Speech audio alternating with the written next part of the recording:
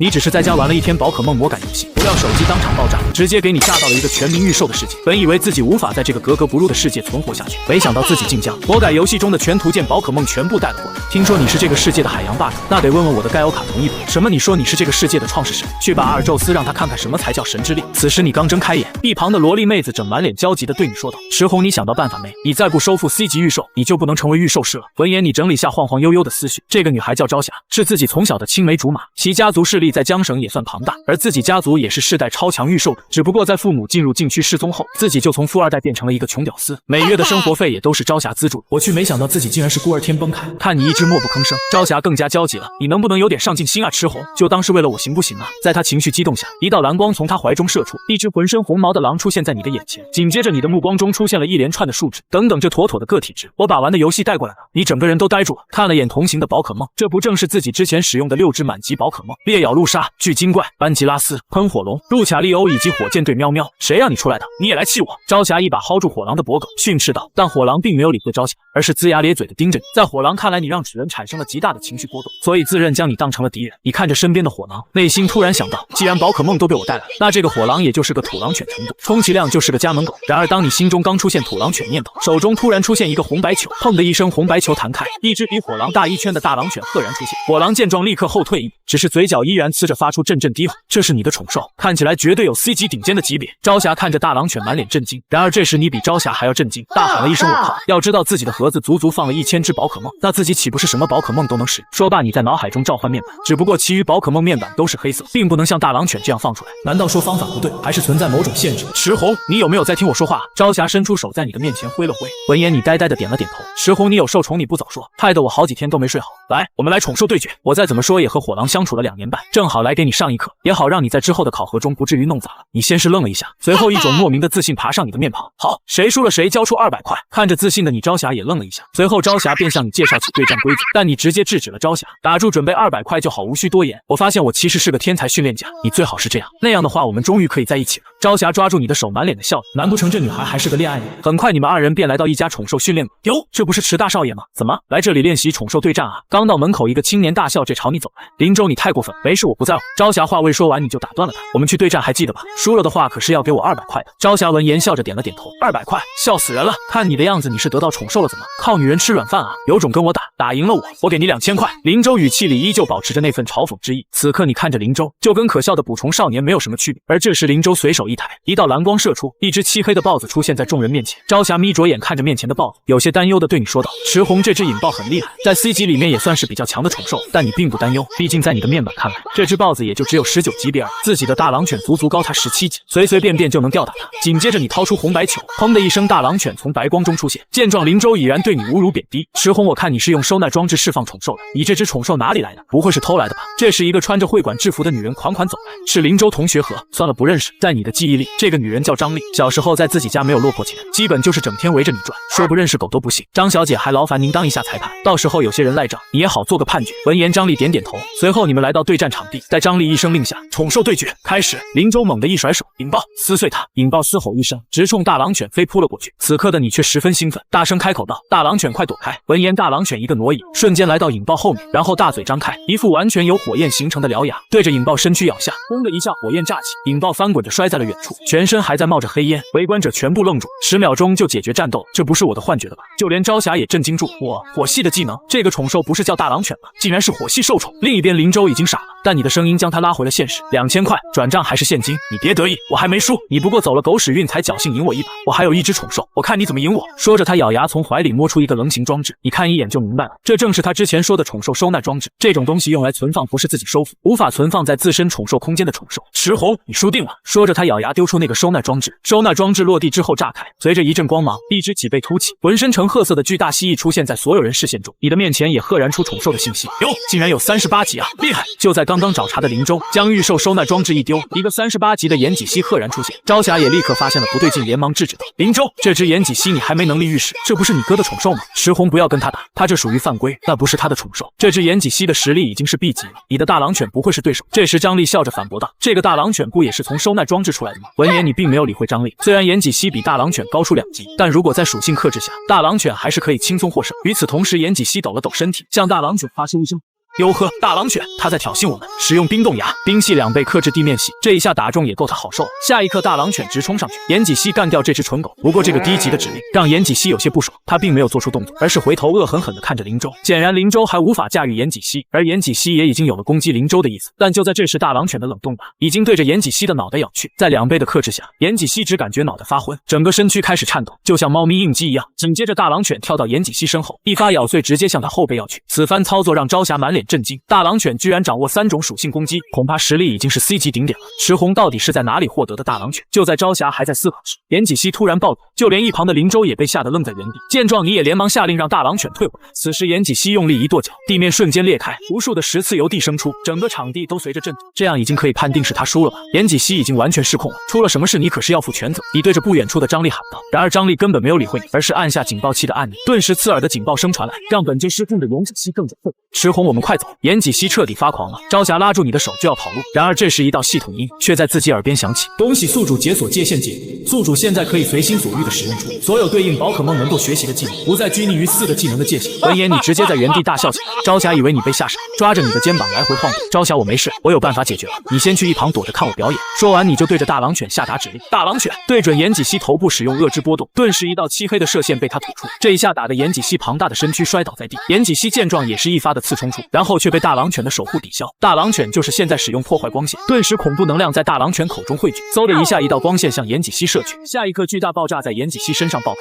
岩井希也化作一道流光消失在你的视线内。辛苦了，回来吧，大狼犬！你掏出红白球将大狼犬收了回来，随后你眼神锐利地看向张力，张力也终于反应过来，开口道：胜胜胜负已分，胜者吃红。此时你看向一旁的林州，他已经吓傻了，蜷缩在墙角，满脸的恐惧。可以如此碾压我的弟弟，你的确很有实力，有没有兴趣加入我们林氏集团？说话的人正是林州的大哥林煞，笑死你，上一边去吧！朝霞赶紧挡在你的面前，要资助也是我们朝阳集团来资助，林大少还是多关心自己的弟弟吧。林煞看了一眼还处于呆滞状态的林州，眼神里闪过一丝恼怒，挥了挥手说道：把这不中用的家伙给我送回家。说完，2个西装革履的男人立刻驾着林州离开。他输了，之前说好败者留下2000块，你是他大哥，你来付。你对着林煞摆了摆手，林煞闻言微微一笑，直接开口给你打20万，多出来的部分就当我收购你的受宠。不知池大少感不感兴趣？20万，你打发乞丐呢？花20万买赤红的大狼犬，做梦去吧！朝霞没接好气的反驳道：没错，林大少也太抠门了。闻声几人后头看去，一个胖大叔在张力的带领下向这边跑来。池红，这是这家会馆的老板张犬，这家会馆在金陵有多个分会，也算是金陵市比较厉害的角色。朝霞靠在你身边，小声跟你透露着信息：小伙子，鄙人张犬，你的那只宠兽我都知道了一口价，200万。很显然，无论是林煞还是张犬，都认为此次的获胜是大狼犬的强大，跟你的关系不大。只要交给高等级的御兽者，搞不好可以开发出级的实力。无聊记得回头让林州那小子把2000块给我。说完，你拉着朝霞就走了。池红，这只受宠在收纳装置里，还跟你这么配合，一定是池叔叔或者爷爷留下的吧？闻言，你微微一笑，很遗憾你打错了，这个是我在丰原地区遇到的，初见时他还是一只土狼犬。你面带回忆之色说道：丰原地区没听过啊，你是不是在忽悠我？朝霞满头的问号。丰原地区这个地方他确实没有听过。送走朝霞后，你回到了自己破旧的出租屋。经过1天的对战，你也有些疲倦了，你靠着大狼犬一人一狗就这么睡了过去。下半夜，你的出租屋外，一个戴着口罩的男人将一只 B 级兽宠类人猫放出来，男人指了指窗户，类人猫伸出猫手，如同切豆腐一般切开了窗户的栓锁。此时大狼犬猛地抬起脑袋，随后不动声色地舔了舔你的脸。你瞬间睁开双眼，窗户开了，看来是白天的那伙人，但你并没有声张，而是继续装睡。这时男人进入房间，从怀里摸出一把手枪，小子安心上路吧，这只宠兽林少就替你保管了。然而就在这时，大狼犬犹如黑影一般，瞬间将男人的右臂咬下。男人见状立刻跑路，同时随手一挥，后面类人猫举起锋利的爪子就向你袭去，速度之快让你根本无法做出反应。但大狼犬这时一脑袋将你顶出去，类人猫的爪子硬生生抓到了大狼犬身上，大狼犬身上立刻出现几道狰狞的抓痕。然而大狼犬却一声不吭，跳到你面前将你牢牢护住。就在这时，咚的一声，你手中又出现一个红白球，你也来不及思考，直接将红白球扔了出去。那么晚了，还让不让喵睡觉了啊？喵，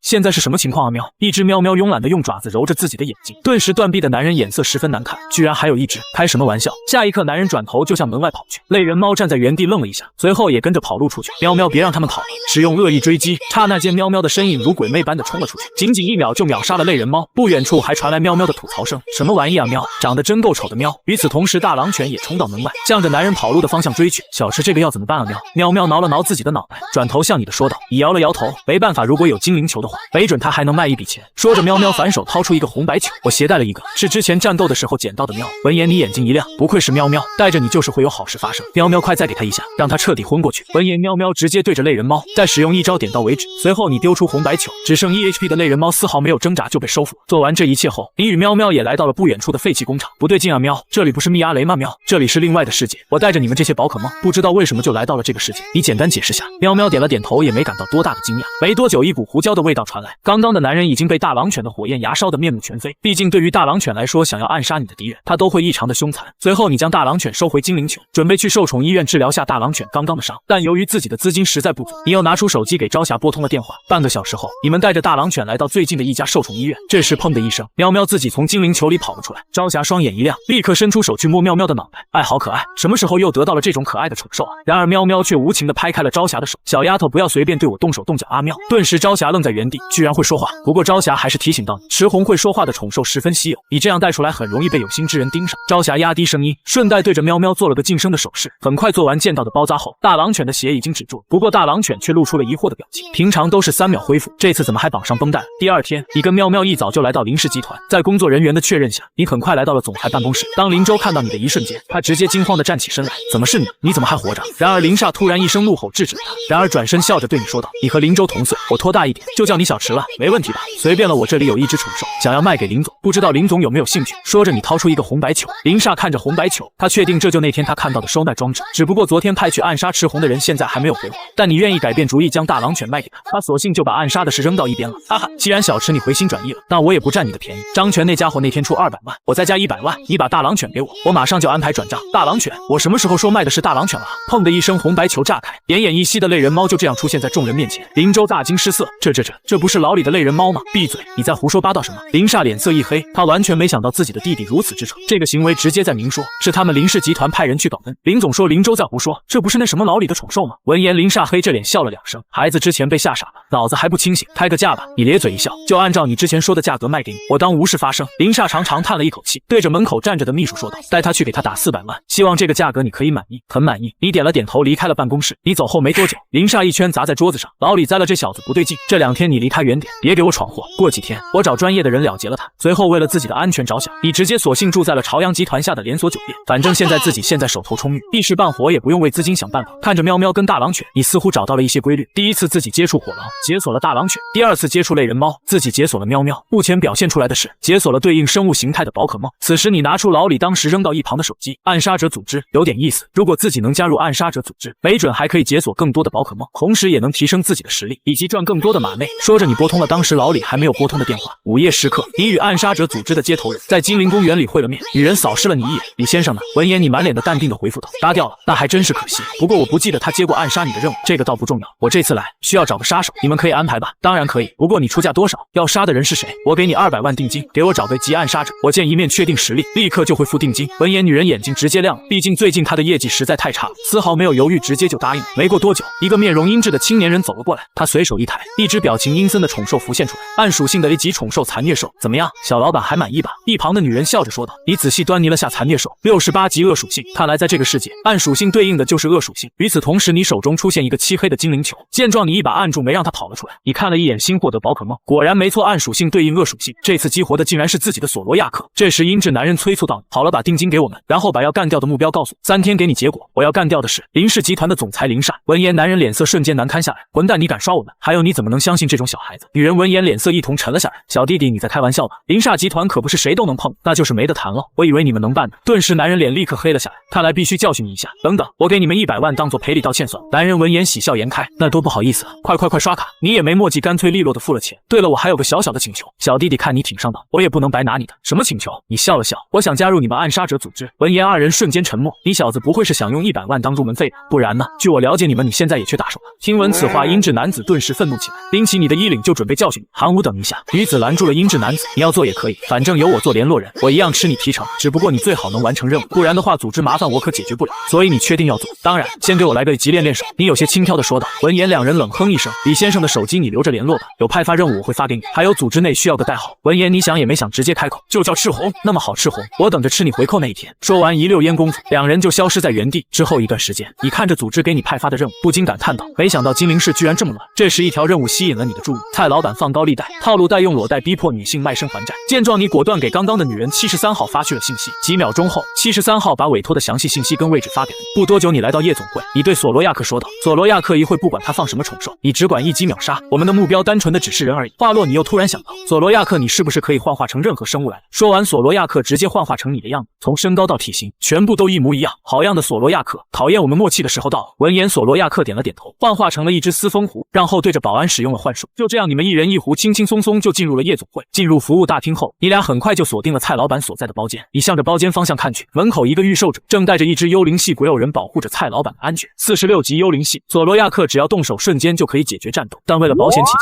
你先让索罗亚克在原地将剑舞魔爪冥想全部使用了一遍。但当你想再使用第二遍时，索罗亚克却摇摇头，貌似技能限制被这个世界同化，短时间内再使用看来会效果不佳，但也不重要，这些提升已经完全够了。索罗亚克使用暗袭要害直接秒他，瞬间一道红光切过，鬼偶人直接被一分为二。不等男人反应，索罗亚克直接抓住男人脑袋，直接将他狠狠砸在墙壁上，男人顿时双眼一翻晕死了过去。但显然这个包间的隔音很好，里面压根啥也没听到。你指了指包间门，索罗亚克一发暗影爪，轰的一声将门击碎，紧接着你挥手，索罗亚克给他们都弄晕。下一刻，索罗亚克对着所有人使用了精神强念，瞬间屋内的人都晕倒在地。你看着满地晕倒的人，对着照片寻找蔡老板，但一圈下来竟然没有，居然没有，这情报也太不准了。随后你转头就准备开溜，但这时索罗亚克坏笑的将地上的门板掀开，只见一个嘎的不能再嘎的中年人倒在地上。与此同时的73号也收到了情报员的最新消息，暗杀蔡老板任务难度提高，蔡老板出资救过一个人的你，这个人疑似级御兽者，正常他出门，这个御兽者都在休息室进行休息，考虑到40万几乎不会有人接取这个任务，建议将此任务取消，或者让雇主增加酬金。我靠，真他妈倒霉，好不容易招来的人，搞不好今天就要嘎了。见状，他连忙给你去了电话，赤红你到了吗？暂时先别行动，情报更新了。听着电话那面带着焦急的口气，你一回头，只见一个面色铁青的中年大叔，身后正飘着一个鬼一样的怪异宠兽，死气鬼影72级，属性幽灵恶，特性鬼魂，单纯的无属性技能对其无效，岂可休？情报有误就情报有误，还新情报，大姐你能不能专业一点啊？说完你就挂断了电话。这时中年男人冷声道：干掉他！就在刚刚，你与索罗亚克解决了任务目标蔡老板，正当你们准备跑路时，一个御兽者带着一只72级的死气鬼影将你们拦了下来。随后在男人下达干掉你们的命令后，下一刻死气鬼影犹如魅影一样向你们冲去。见状，你连忙下达守住指令，瞬间一层透明防护罩将你与索罗亚克牢牢护住。见此，你也没有犹豫，与索罗亚克跳窗跑路出去。然而这时一道幻影在你们面前凝聚，死气鬼影与男人顷刻间出现在你们面前，居然能挡住了死气鬼影的技能，但你挡得住第二次吗？死气鬼影干掉他。与此同时，你也咬牙抬手一挥，索罗亚克使用喷射火焰干掉那个废话连篇的御兽者，火光瞬间照亮了全场。索罗亚克撤，你扭头就跑，依旧没有丝毫的犹豫。待火焰散去，中年男人满脸阴沉，他身上阵阵白色气息挡住了喷射火焰的伤害。到底哪来的家伙？暗杀者吗？必须得干掉这个家伙。下一刻，男人与死气鬼影化作白烟消失在原地。而另一边，索罗亚克察觉到男人正在追你，立刻低吼一声提醒。见状，你的眼神也变得凶狠起来。索罗亚克，我们往无人的地方去。既然等级比索罗亚克高出22级，那就靠手法来凑。与此同时，路遥也就是73号也收到了你的信息，照片中正是被干掉的蔡老板。这小子真可以，居然这么就干掉。不过恐怕他已经被极御兽者盯上，得赶紧找韩武支援下。说罢，他便给韩武拨去了电话。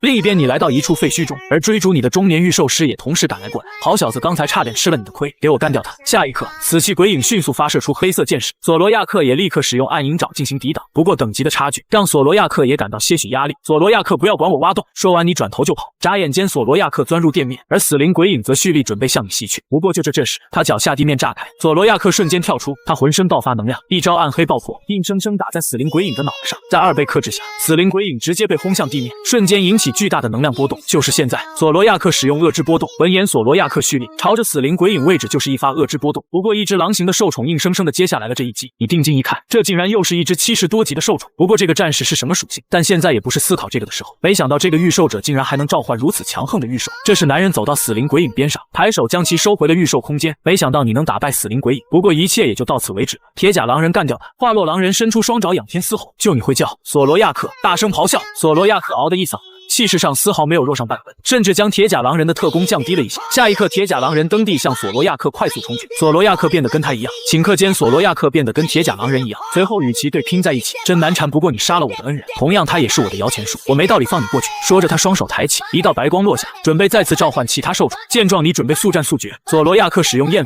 但烟反却被铁甲狼人轻松抵挡。你本以为战士对应格斗，没想到居然不是，也就是战士是没有对应的宝可梦属性。与此同时，男子也召唤出新的御兽，正是一只只类人猫，只不过这只却是一只71级的高阶兽宠。类人猫黑暗突袭，闻言你立刻让索罗亚克进行守护，但下一秒铁甲狼人却一拳向索罗亚克攻去，轰的一声，索罗亚克直接倒飞了出去。索罗亚克摇了摇头，脸上的表情变得凶狠起来。怎么样，索罗亚克还能打吗？你跑到索罗亚克旁边问道。闻言，索罗亚克低吼一声，示意自己还可以接着打，不过你心里清楚，现在的局势对自己不妙，毕竟对面是2只高等级御兽。正当你准备带着索罗亚克跑路时，你手中突然出现一个高级球，瞬间高级球炸开，一只65级的路卡利欧赫然出现。与此同时，你手中也出现了一个 Mega 进化手镯。见此，你嘴角微微一笑，看来幸运女神是站在自己这边。随后，你将索罗亚克收回。见状，对面的男人也有些错愕，收回一只什么意思？难道是看不起我吗？这时，你举起手中 Mega 手环，大声吼道：“要是回应我的心吧！”路卡利欧 Mega 进化。就在刚刚，你催动 Mega 手环，4道金光与路卡利欧体内光芒连接，顷刻间路卡利欧完成 Mega 进化。此番操作让男人极度震惊，但下一刻男人就整理好思绪，下令让类人猫铁甲狼人向路卡利欧攻去。见状，你也下令让路卡利欧使用神速，一瞬间路卡利欧就来到铁甲狼人面前。紧接着，路卡利欧转动全身力量，使用子弹拳对铁甲狼人进行攻击。仅仅几秒，铁甲狼人就被打得失去了战斗能力，而另一边的类人猫则快速向你吸引。然而路卡利欧却瞬间来到类人猫身后，二段踢轻松解决了类人猫。此时目睹一切的男人呆愣在原地，当他再次向前看时，只见路卡利欧则红着眼抱着胸，用蔑视的目光注视着他。瞬间一阵恐惧传到男人心头，随后他颤抖地开口道：“事已至此，我已经大败了，那个姓蔡的事情我就不管了，我们就此收手如何？”你没有回应男人，而是注意到不远处传来的警笛声。你倒是很感兴趣执法者使用的是什么御手，而且你也准备借机展露赤红的名头。随后你快速将自己面容贴。不多久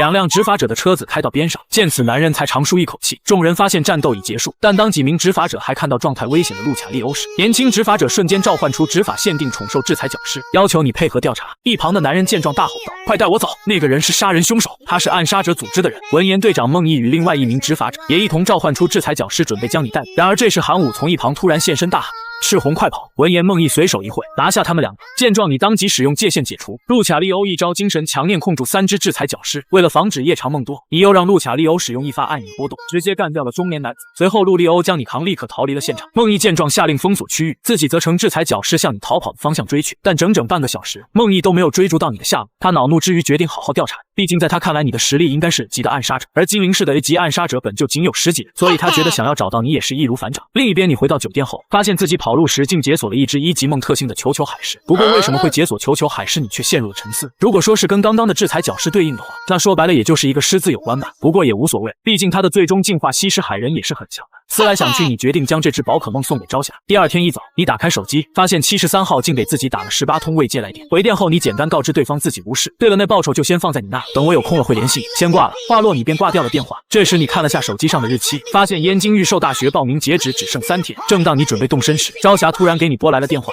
果不其然，朝霞是提醒他报名要截止的事情。在得知你正准备去的时候，朝霞连忙让你等等一会，他准备直接过来接你过去。半个小时后，酒店门口朝霞的红色轿车抵达，你却发现驾车的短发女子竟是凌晨抓捕自己的那名女执法者。你们2人对视后，朝雾也懵了，但他却凭借执法者直觉下意识吐出了赤红2字。闻言，你直接愣住了，但很快朝雾就发现你连宠兽空间都没开启，而且他还认识。以前池家没倒台的时候，你还是个小屁孩。随后在朝霞的介绍下，你也认出朝雾是儿时曾捉弄过自己的姐姐。想起过往糗事的你暗自记仇，而朝雾仍对你心存怀疑，打算后续近距离确认。行车途中，你想朝霞问道：“咱们去燕京不会是要开车去吧？那可是几千公里，怪累的。”闻言，朝霞立刻吐槽道：“池红，你有没有关注学校报名信息啊？报名地点当然在金陵啊，怎么你还要跑去燕京吗？”你挠了挠头表示尴尬，随即拿出准备送给朝霞的精灵球。见状，朝霞激动的让朝雾赶紧停车。然而朝雾见到精灵球，则开始质疑起你的受宠跟收纳装置的来历。这个嘛是爷爷之前留下的。朝雾姐，这个可是机密，你可要帮我守住秘密啊！之后你神色严肃的看向了朝霞。朝霞，你要记得宠兽相处平等相待，建立牵绊。如果这小家伙没有选择你的话，即使是朝霞你，我也不会将他交付给你。这番言论让朝霞愣住，也让朝雾大为惊讶。但朝雾看着你的身影，发现你跟昨晚代号赤红的人一模一样，更加加重了对你的怀疑。但朝雾此时更关心你要送给妹妹的宠兽到底是什么。这时你将精灵球丢出，砰的一声，温顺可爱的雌性球球海狮现身，顿时朝霞满眼喜爱之色。但就在这时，你的手机突然来的，你定睛一看，竟然是组织上的来电。随后你借接电话之名跑到了一旁，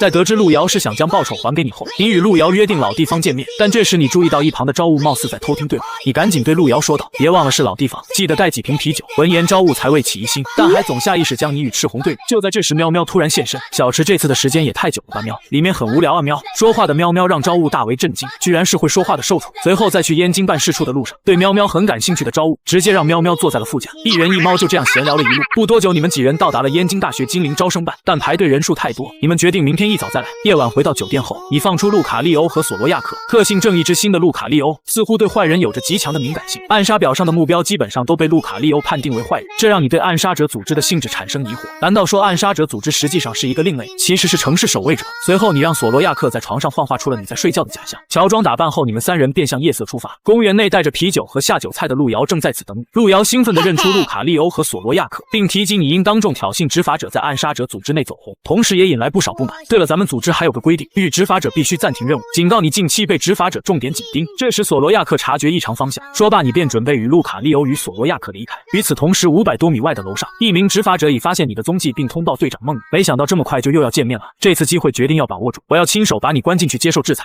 梦毅最近一直很不爽，多方调查你疑似拥有干扰监控的幻觉能力，这次他下定决心亲手将其抓获。招物此时也接到你现身的消息，准备前往会合。临行前用宠兽蝶灵探查酒店内的蝶灵，虽然确认了你在酒店，但未识破索罗亚克幻化的枕头假象。见状，招物打消疑虑离开。这时你在大武区先解决了威胁小学生的小学教师，梦毅带队追踪却跟丢。此刻学校的不远处，你看着手机说道：威胁小学生，那他不干那谁干？路卡利欧的确是这样的，对吧？边上的路卡利欧没有出声，只是酷酷的点了点脑袋。这时索罗亚克察觉到了追兵，满脸坏笑的将你换成了中年大叔。然后你将索罗亚克与路卡利欧收回来后，大摇大摆与梦毅等人擦肩而过。梦毅虽瞬间起疑，但还是放你离开，但很快他就意识到你的宠兽拥有伪装技能，又火速折返追击。可这时你又解决了残害女大学生的瘾君子。梦毅赶到现场后脸色铁青，新人执法者猜测你此举或是行侠仗，或是不满执法者工作，此番话却遭梦毅斥责。与此同时，你发现大武区目标众多，凭自身时间难以尽数解决，便决定先搁置其余目标，将目光锁定在利用职务之便害死数十名普通人的执法者汪东身上。这人也正是招物小组的组员，所以你料定招物会因你的现身出任务，便决定朝酒店方向移动，打算半路寻找机会解决汪东。与此同时，招物召集第4小队队员前往大武湖夜市追捕你。这时你也收到路遥情报，得知汪东正随招物前往20公里外的大武湖夜市。闻言你有些无语，追杀我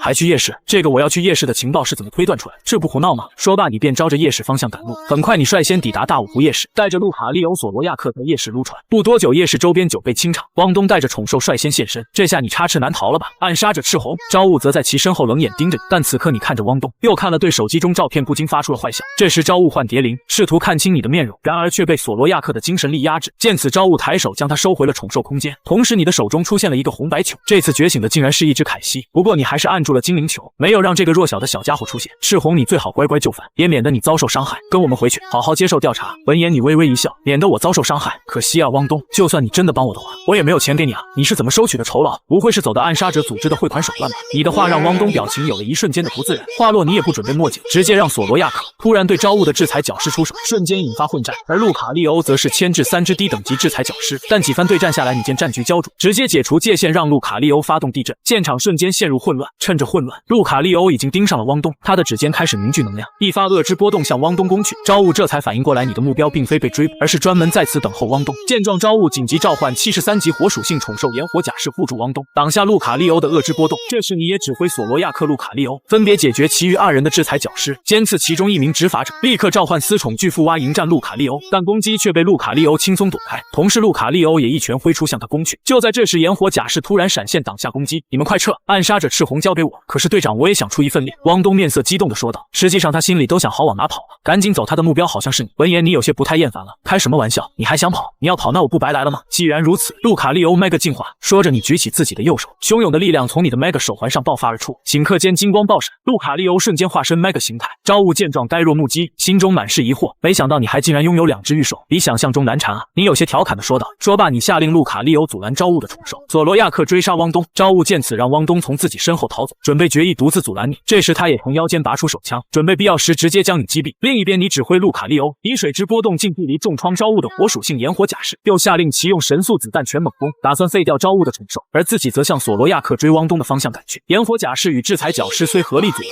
但却被路卡利欧轻松压制，完全不敌。眼看战况愈发焦灼，招物果断举枪向你瞄准。这时你回头发现招物举枪瞄准自己，后背瞬间出现了一层细密的冷汗。干，这娘们真要受啊！与此同时，极度紧张的情绪同步给路卡利欧，使其感知到危机，陷入状态失控，瞬间重创招物的炎火甲士和制裁角师。路卡利欧浑身散发出龙之气息，见状招物立刻开枪向你射击，但却被路卡利欧爆发的龙之波动余波震飞，摔进废墟。招物见路卡利欧暴走袭来，以为必死之计，然而你却出手制止，并让其退出 Mega 进化。你看了眼自己的宝可梦面板，除了界限解除之外，又多出了一个技能意念合一，人与宝可梦的意念做到完全同步。训练家的思维影响宝可梦，宝可梦的思维也影响着训练家。家。也就是说，如果自己的意志力稍微不坚定，就有可能被宝可梦的思维影响。此时现场已成废墟，招物的下属面露担忧，招物也心有余悸。而你准备带路卡利欧去找索罗亚克继续追击汪东。见状，招物挣扎起身阻拦，直言明白你只是挑恶人杀，认为汪东即便有罪也该有法律制裁，而非被其暗杀落得英勇牺牲的虚名。对此你毫不在意，随后便带着路卡利欧消失。追击途中，你突然想到自己不是有凯西吗？说罢，你召唤出凯西，借其瞬间移动找到索罗亚克，发现索罗亚克已击杀汪东，还重创了汪东的30级制裁角师。你拍下已经嘎掉汪东照片发给路遥完成任务报备。这时你发现一旁的制裁角师已经陷入濒死状态，而且其天赋极佳，种族值甚至比索罗亚克还高。见状，你掏出兜内仅剩下9999个的治愈球，便尝试用治愈球收服，没想到竟轻易成功。很快制裁角师也被治愈恢复状态，没多久招物也赶了过来，目睹你唤出已恢复的制裁角师，还以意念合一与他相连。这一幕让招物三观碎裂，满心疑惑。随后你收回3只宠兽，唤出凯西界，瞬间移动离开。招物见此无力阻拦，只是满心不解制裁角师为何会自愿被收服。没办法的他决定连夜上报情报。第二天清晨，朝霞的电话就打过来，不过忙碌一晚上的你根本没有醒来，无奈喵喵只能替还没睡醒的你接了电话。半个小时后，餐厅里朝霞打趣你熬夜的原因，喵喵也跟着调侃，而你满心盘算着自己目前的实力。明面上自己现在只有一只喵喵跟大狼犬，而暗杀者赤红身份下的倒是有路卡利欧跟索罗亚克，明显明面上实力还是不够用，希望今天能解锁更强力的宝可梦吧。这时朝霞提出由刚拿驾照的自己开车，带着你和喵喵前往燕京御兽者大学精灵招生办。然而一路龟速行驶让你和喵喵倍感无语。抵达招生办后，跟昨天一样依然是人山人海，不过这时手中突然出现了2个精灵球，你立刻用双手按住了红白球，你的眼前可以看到各种各样的宠兽，你也不确定是哪2只触发了它的解锁条件。这时你脑海进入系统空间内，没想到自己这次觉醒的竟然是火焰鸡与君主蛇，这样的话自己正常身份下实力也足够用。排队2小时后，朝霞率先进入考核室，凭借家世轻松通过考核，拿到录取通知书。这时朝霞就满脸喜色的走了出来，简单搞定，吃红到你了，快进去吧，我等着你。朝霞开开心心的拉住了你的手，你从任何方面都可以看出来，朝霞真的很喜欢自己。很快也轮到你进入考核室内，考核张主任看过你资料后，却开口说出把你的大狼犬留下，你就能通过录取申请了。闻言你轻哼一声，是林煞那个废物托你办事了，给了你多少好处？但这时考核室内又落下一道铁门，面对张主任的逼迫，你也不愿妥协，直接发动界限解除，指挥大狼犬用恶之波动炸开铁门。闻声朝霞焦急赶来关心，没事，燕京御兽大学我不去了。闻言朝霞也坚决表示要放弃燕京御兽大学的录取资格，要和你在精灵上学。你这是恋爱脑要不得？你笑着摸了一下他的脑袋，离开招生办，你返回到最开始住的酒店。喵喵料到你不会放过刁难自己的张主任，你也表示虽不会杀人，但必定要教训对方。当晚你化身赤红，来到张主任入住的林氏集团旗下星兰酒店蹲守，正好撞见张主任给林煞打电话，他竟提议让林煞雇暗杀者干掉。闻言你震怒之下下令索罗亚克动手，感觉不对的张主任慌忙召唤出58级游猎蜥蜴抵抗，自己则趁机逃出房间并报警。一边追击一边联系73号，随便编造理由让其将张主任挂上暗杀任务，自己则接下任务走流程。与此同时，索罗亚克也将酒店监控室全部摧毁，你随即放出路卡利欧让其超进化，一同与索罗亚克去1楼截住逃跑的张主任。此时你与路卡利欧、索罗亚克赶到酒店电梯口，路卡利欧伸出双爪，一发金属爪直接将电梯门抓碎，紧接着他又切断钢缆，很快就听到电梯快速落下的声音，但升降电梯底部都有缓冲装置，想要这么摔死他指定是不可能的。说罢，你让路卡利欧抱着你直接跳了下去。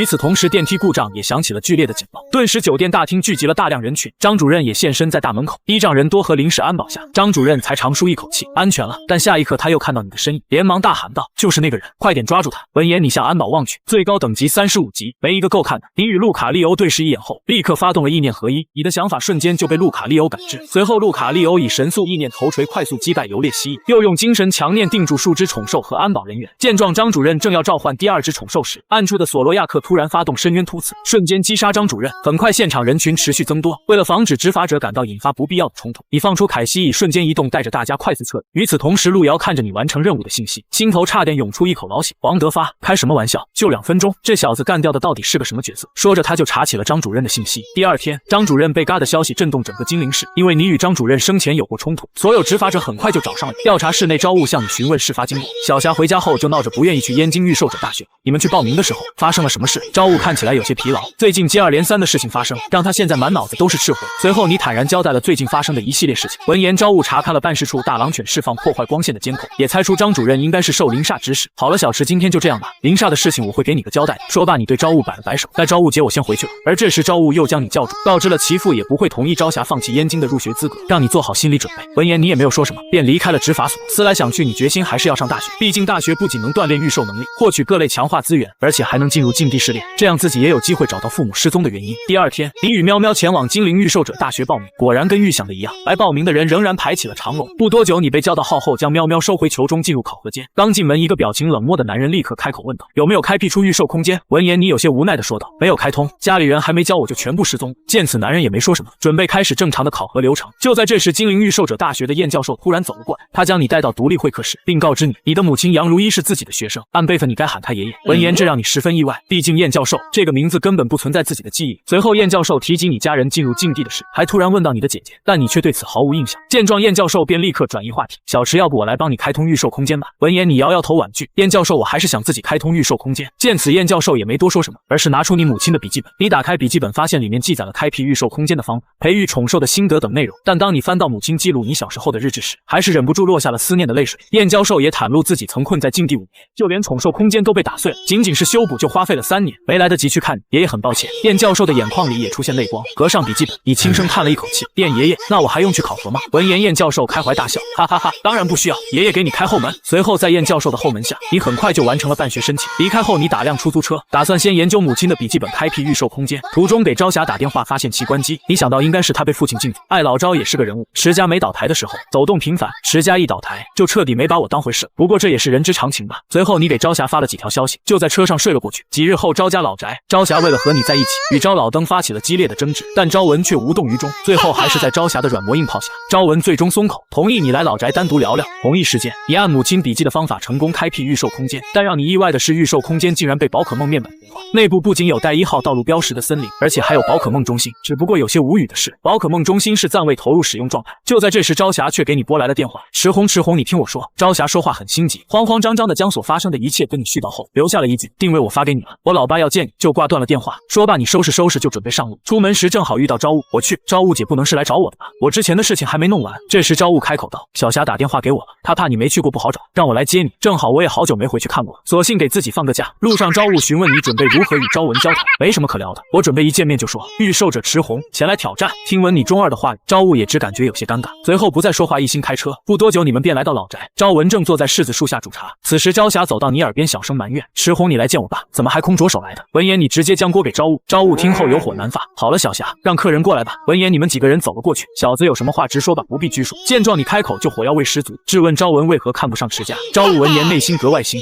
期待你按之前说的发起挑战，但朝霞却满脸无奈。这时朝文黑着脸说道：“我只是看不起你，什么时候看不起当初的池家了？”闻言，你也微微一笑：“你终于说了吧？朝霞，你看你老头看不起我。”话落，你后退几步，随手一抬召唤出大狼犬。拥有御兽空间的你，已经不需要精灵球就可以随意召唤宝可梦。朝文见此直接气笑了，要知道他自己是半步 S 级的强者，可不是那些1级御兽是可以比拟。下一刻，他也随手一抬，召唤出一只70级火狼。与此同时，你的御兽空间内也再一次激活一只35级的火焰狮。不过这老登就没有等级低的吗？看来是真想教训教训自己啊。不过自己还有火焰鸡坐镇，到底谁教育谁还不好说呢。就在刚刚，你为了朝霞，你与朝雾来到朝家老宅，面见了朝霞的父亲。不过你们2人一见面就火药味十足，没等好好沟通就开始了决斗。此时你们2人分别召唤出大狼犬与一只70级的火狼，定好规矩，以3只兽宠1v1进行对决，哪一方3只全部丧失战斗能力，就判定他为败方。闻言，朝文冷笑一声：“好小子，真够狂的。”随着朝雾宣布比赛开始，火狼对着大狼犬就施展喷火技能。见状，你瞬间施展界限解除与意念合一，让大狼犬精准躲开火狼的喷火攻击。此番超高的宠兽同步率让朝雾和朝文都倍感惊讶。这时你又下达指令，大狼犬使出求雨技能改变天气，削弱火狼的火属性威力。这一战术让朝雾大为感慨，那只宠兽改变了天气。然而即使在雨天的压制下，朝文仍然毫不在意。雕虫小技，火狼结束掉这场闹剧。下一刻，火狼咆哮着冲向大狼犬。见状，大狼犬施展雷电牙，重重的攻击在火狼的身上，同时火狼也在大狼犬身上留下一道抓痕，并将大狼犬甩飞了出去。然而大狼犬才刚落地，火狼就张着大嘴咬向大狼犬的脖子。见状，朝文急忙大喊：“火狼，够了！毕竟他只是想教训一下你，可没想过嘎掉你的宠兽，果然还是属性差距太大了嘛！回来吧，大狼犬！”这时你想到，对方大概率是3只火属性，雨天也持续不了多久，暂时先不派出君主蛇。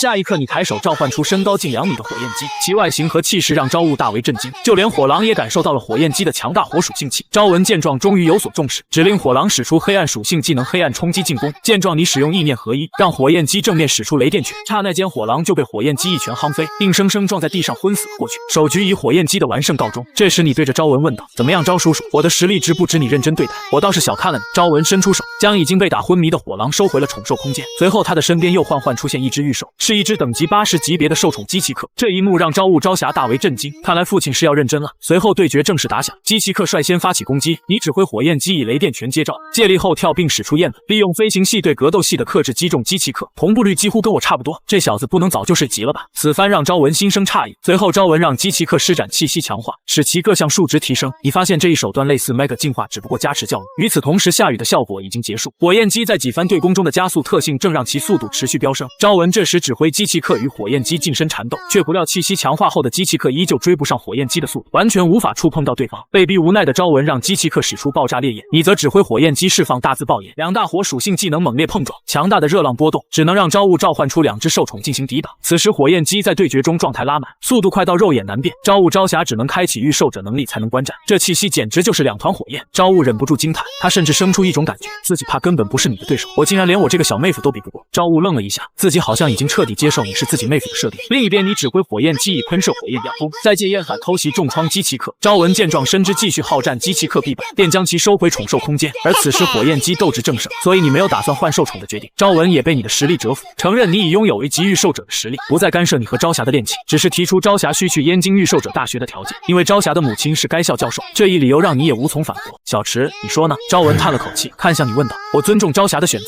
无论是去燕京还是留在金陵，我都支持他。这番话让昭文心生触动。火焰机忽然发出下楼叫声，你明白火焰机现在仍战意盎然，便对昭文提出继续对决。昭文本想就此收手，但却被你的执拗激起斗志。见状，昭雾则出言劝解，小池父亲现在只派出了较弱的宠兽，继续战斗火焰机恐会重伤，但你与火焰机闻言依旧执意应战。昭文见状不再留手，放出一只暴虐化悍勇马。悍勇马97级，特性暴虐化，在对决中开启暴虐化，可以在短时间内获得极大的属性提升，但是会同时消耗宠兽和御兽者的气息，这是他第一梯队的强力宠兽。同时一声脆响，你手中出现了一个究极球，而这次绝境的竟然是一只75级的暴击蚊。系统空间外，昭文提示你道：小池，这是暴虐化宠兽，是我数年前从一个境地里收服的，虽然不是我的王牌，但是在我的宠兽里也是属于第一梯队的强力宠兽。见识到这种压迫感，你还决定要接着战斗吗？闻言，你轻呼一声，举起了朝霞送的手串，手串上的曜石正发出光芒。朝雾见状，顿时浑身紧绷，这一物品与暗杀者赤红的同类装置一致。紧接着，你便喊出指令：回应我的心吧！火焰机 Mega 进化！就在刚刚与你对战的昭文召唤出了95级暴虐化悍勇马。见状，你举起曜石与火焰机的能量相连，顷刻间火焰机完成 Mega 进化，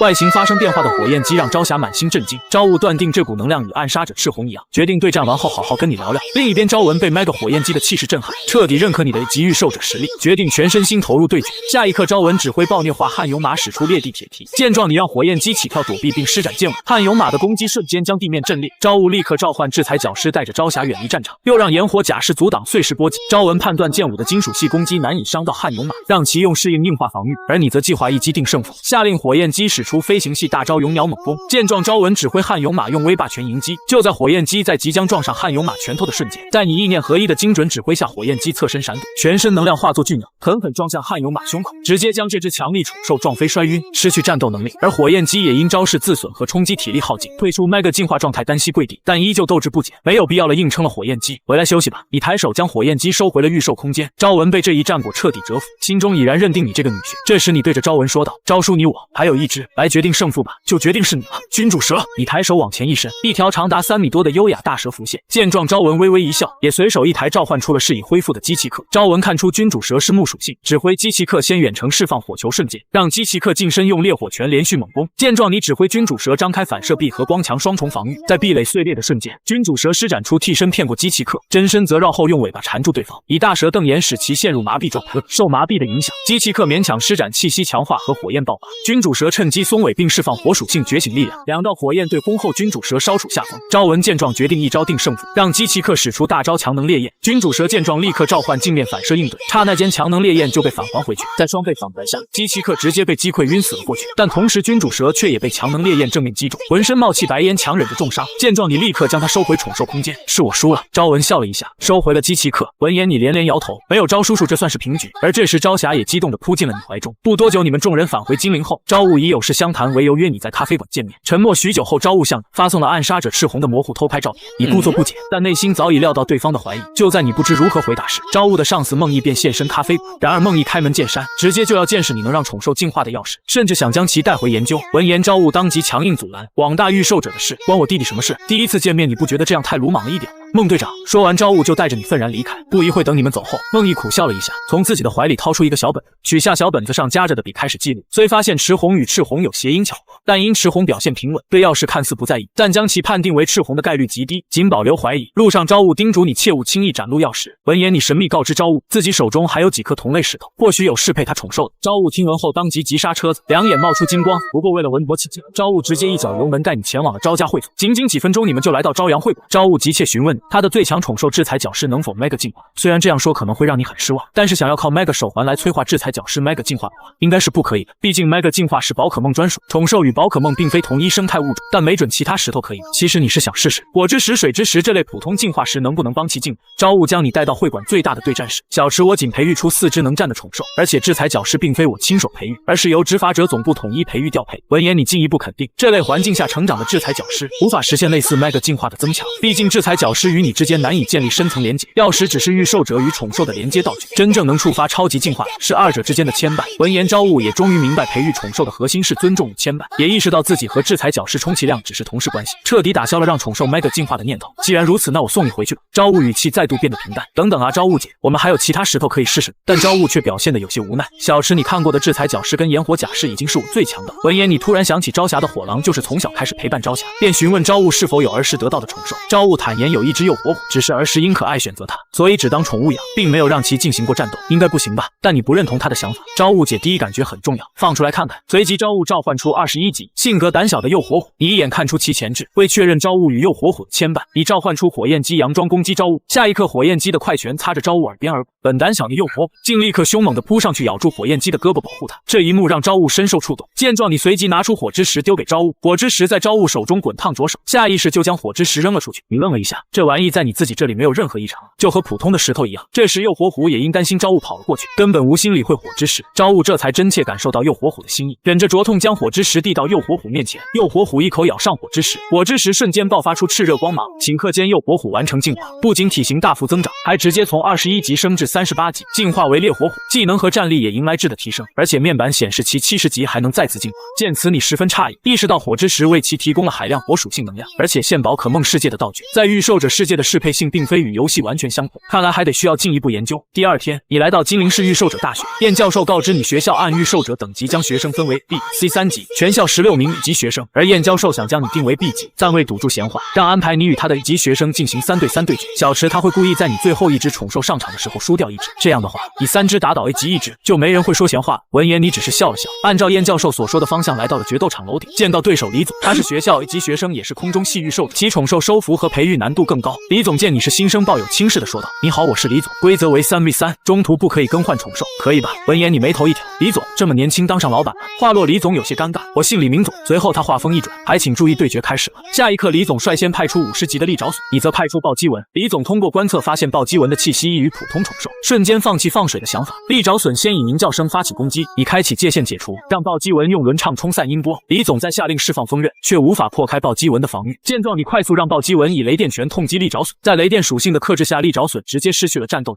而就在这时，暴击蚊凭借异兽提升特性，除 HP 外的最高常规能力值攻击得到提升。李总见此，准备不再留手，抬手一挥，放出第2只宠兽雷速战机，然后下达指令：雷速战机使用雷霆一击。雷速战机化作黄色闪电冲向暴击蚊，然而攻击却被暴击蚊轻松抵抗，使用点到为止。你眯着眼睛开口，随后暴击蚊将雷速战机掐住，摔向楼顶，完成秒杀。而暴击蚊攻击再度上浮了，他开始滚雪球了。此时的李总心态彻底炸裂，走投无路的李总拿出非自身的宠兽收纳装置，派出75级特性为巨力的巨力管。暴击蚊也是眼前一亮，如同一发炮弹一样降落在地面，并施展剑舞，让自身攻击和防御再度提升。此刻，李总下令巨力怪使出绝对冲击，其爆发的强大气势与暴击蚊对轰在一起，强大的冲击直接震碎对战大楼上层玻璃，很快就引来大批学生围观。燕教授此刻也发现异常，那是巨力怪，小李在干什么？怎么把我的宠兽拿出来对战了？难道说池红还真有点水平？随后立刻掏出手机打通了某个电话，把新生池红的最近情报发给我看看，要比较详细的。然后一边乘巨型蜘蛛火速赶往楼顶。与此同时，你让暴击蚊弹跳跃上高空避开冲击。巨力怪见状竟腾空追击，你随即让暴击文使出终极冲击，两只宠兽在空中猛烈相撞，气浪席卷全场。李总被波及险些先飞，而你则在召唤道出君主蛇，在守住保护下毫发无损，在紧翻对轰下，显然巨力怪有些力不从心，下一刹就被暴击文夯飞，重重摔在地上。而这时燕教授也赶来过来，他抬手将巨力怪收回。另一边的暴击文也喘了粗气，但通过对决，暴击文已然来到了76级，可以说是自己目前真正的王牌了。燕教授看着懵逼的李总训斥道：“好歹你还是级域兽师，做事居然这么不够沉稳。”李总闻言也坦然认错。燕教授见你实力远超预期，满心欣慰，打算让你参加下半年名校争霸战，打脸拒绝你的燕京御兽者大选。闻言你也点点头，那就先这样了。燕教授，对了，损坏的设施我可不赔哦。说完便让暴击文带你这瞬间离开。校门口一名肤白貌美的学姐红着脸叫住你，回头发现这竟然是自己的街头73号路遥。顺带说一嘴，由于第一次见面的时候自己没有伪装，所以之后你却让索罗亚克使用奇异之光，路遥自然就忘记了你的面容。这时用暗杀者赤红的专属声线开口道：“我要干掉的是林氏集团的总裁林煞。”闻言路遥当场就懵了，是赤红我在。你笑着点了点头。王德发，这谁能想到啊？暗杀者赤红背地里竟然是一个大一新生，这说出去谁能信啊？路遥狠狠在内心吐槽道，随后转身对着你挥了挥手说道：“走吧，姐，请你吃饭。”不多久，在路遥的邀请下，你们二人来到一处饭店包厢内。路遥严肃地告诉你，目前你已经高达3000万的高额悬赏，让你平时做事小心。这时路遥刷手机发现你被挂上了级暗杀任务，悬赏酬劳高达2亿。闻言你稍微思索了一下，缓缓说道：“那我就等他来函调我好了，你可以把我的位置发出去。”闻言路遥焦急让你用自己手机接下任务拖延，但却发现任务已被接下，顿时你的眼神变得锐利，根本不用想了，雇主就是林煞。随后你让帮忙核实雇主身份，便匆忙离开了包厢。你现在心情更差了，其实你可以直接半夜直接去找林煞，但是直觉告诉你，林煞这种大公子哥应该比较难干掉。凌晨时刻，你独自到公园坐等暗杀者出现。与此同时，远处楼顶一名暗杀者正驾着大狙瞄准你，此人平狙杀过众多御兽者，打算远距离一击将你致命。此时你打算施展波导之力，由于自己不熟悉波导之力，你便让御兽空间内的路卡利欧引动神力辅助自己感知周围，过程中你闭上双眼，这让暗杀者觉得时机已到，果断扣动扳机，子弹直奔你的脑门。同时你也瞬间感知到枪击，是枪击，我大意了，竟然没想过不是宠兽袭击。下意识你瞬间施展的波导屏障，虽然屏障拦下子弹，却当场开裂。见状，路卡利欧随即自行从空间现身，一拳打飞子弹。此时你脸上一片阴沉，死死地盯着一个位置。你抬手将自己目前战斗力靠前的宠兽全部召唤了出来，界限解除，突破 Mega 进化的界限。火焰姬路卡利欧 Mega 进化。你咬牙切齿的同时发动了2只宝可梦的 Mega 进化，随后将凯西召唤出来，坐在了 Mega 路卡利欧的肩头，找到他，干掉他，撕碎他。你已经彻底怒了。路卡利欧和火焰姬一起出现本身就证明了一个问题，见过这些宝可梦的人瞬间就会发现你就是赤红。与此同时，暴击文载着你升空，路卡利欧借凯西的瞬间移动快速逼近，见状狙击者再对开枪，却被暴击文轻松拍飞子弹。这时他才惊觉你是级域兽者，想靠推进器逃跑，却被火焰姬半路截住，摔成重伤。与此同时，暴击文带着你落在了地上。普通的人的身体很脆弱，连宠兽随意的一下都承受不住，你说是吧？大狙哥，我也是气昏了头，对付你哪里需要那么多虎牌，明明就是个普通人，连御兽者都不是。说着你抬手将索罗亚克路卡利欧以及凯西收回了宠兽空间。这时你开口说道：“联系你的中间人，就说任务完成了，你要把宠兽亲自交到雇主的手里。”特么的，给老子玩阴的，今晚就把林煞那个砂锅一干了。就在刚刚，赤红身份下的你被暗杀者组织悬赏上榜，为了引出暗杀者，你凌晨独自来到公园，在众宝可梦的碾压下，你轻松制服了暗杀者。这时你对着大狙男说道：“告诉他任务难成了，让对方发来交换位置。”闻言，大狙男连忙打去了电话。很快，一个定位出现在了男人的手机里，但当男人将定位发给你时，他的瞳孔立刻收缩，上面显示自己的定位分享给了暗杀者赤红。正当男人想说些什么时候，你随手一挥，火焰姬施法一发火球，瞬间将男人焚杀。随后你让索罗亚克将自己幻化成狙击者的样子，前往位置上的林氏工程工厂赴约，打算趁机干掉林煞。然而当你到达地点时，却发现交接人竟是林煞的弟弟林州。此时林州紧张露怯，执意索要你与大狼犬的尸体。见状，你若有所思地说道：“那个我会亲自跟你大哥林煞交接，你只管给我结尾款就可以了。”闻言，林州察觉出了一丝不对劲：“你怎么知道？你们暗杀者还调查雇主，你哪里知道这件事情呢？这事情我大哥根本不知道。”见此，你也不再装了，直接换回了赤红身份。此景让林州直接慌了神，他连忙让四周的御兽者出来进行围攻，但你定睛一看，全部是一群只有40级的小喽啰，直接召唤出路卡利欧轻松碾压。见状不对，准备跑路的喽啰也同时被索罗亚克的恶之波动击杀。此刻穷途末路的林州拔出枪指向你，然而却被路卡利欧伸手将枪口指向了自己的脑袋。还开玩笑的吧，赤红，没必要这样吧，我哥不会放过你的。林州的语气已经开始颤抖。闻言，你的脸色渐渐沉了下来，你没有说话，抬手召唤出凯西。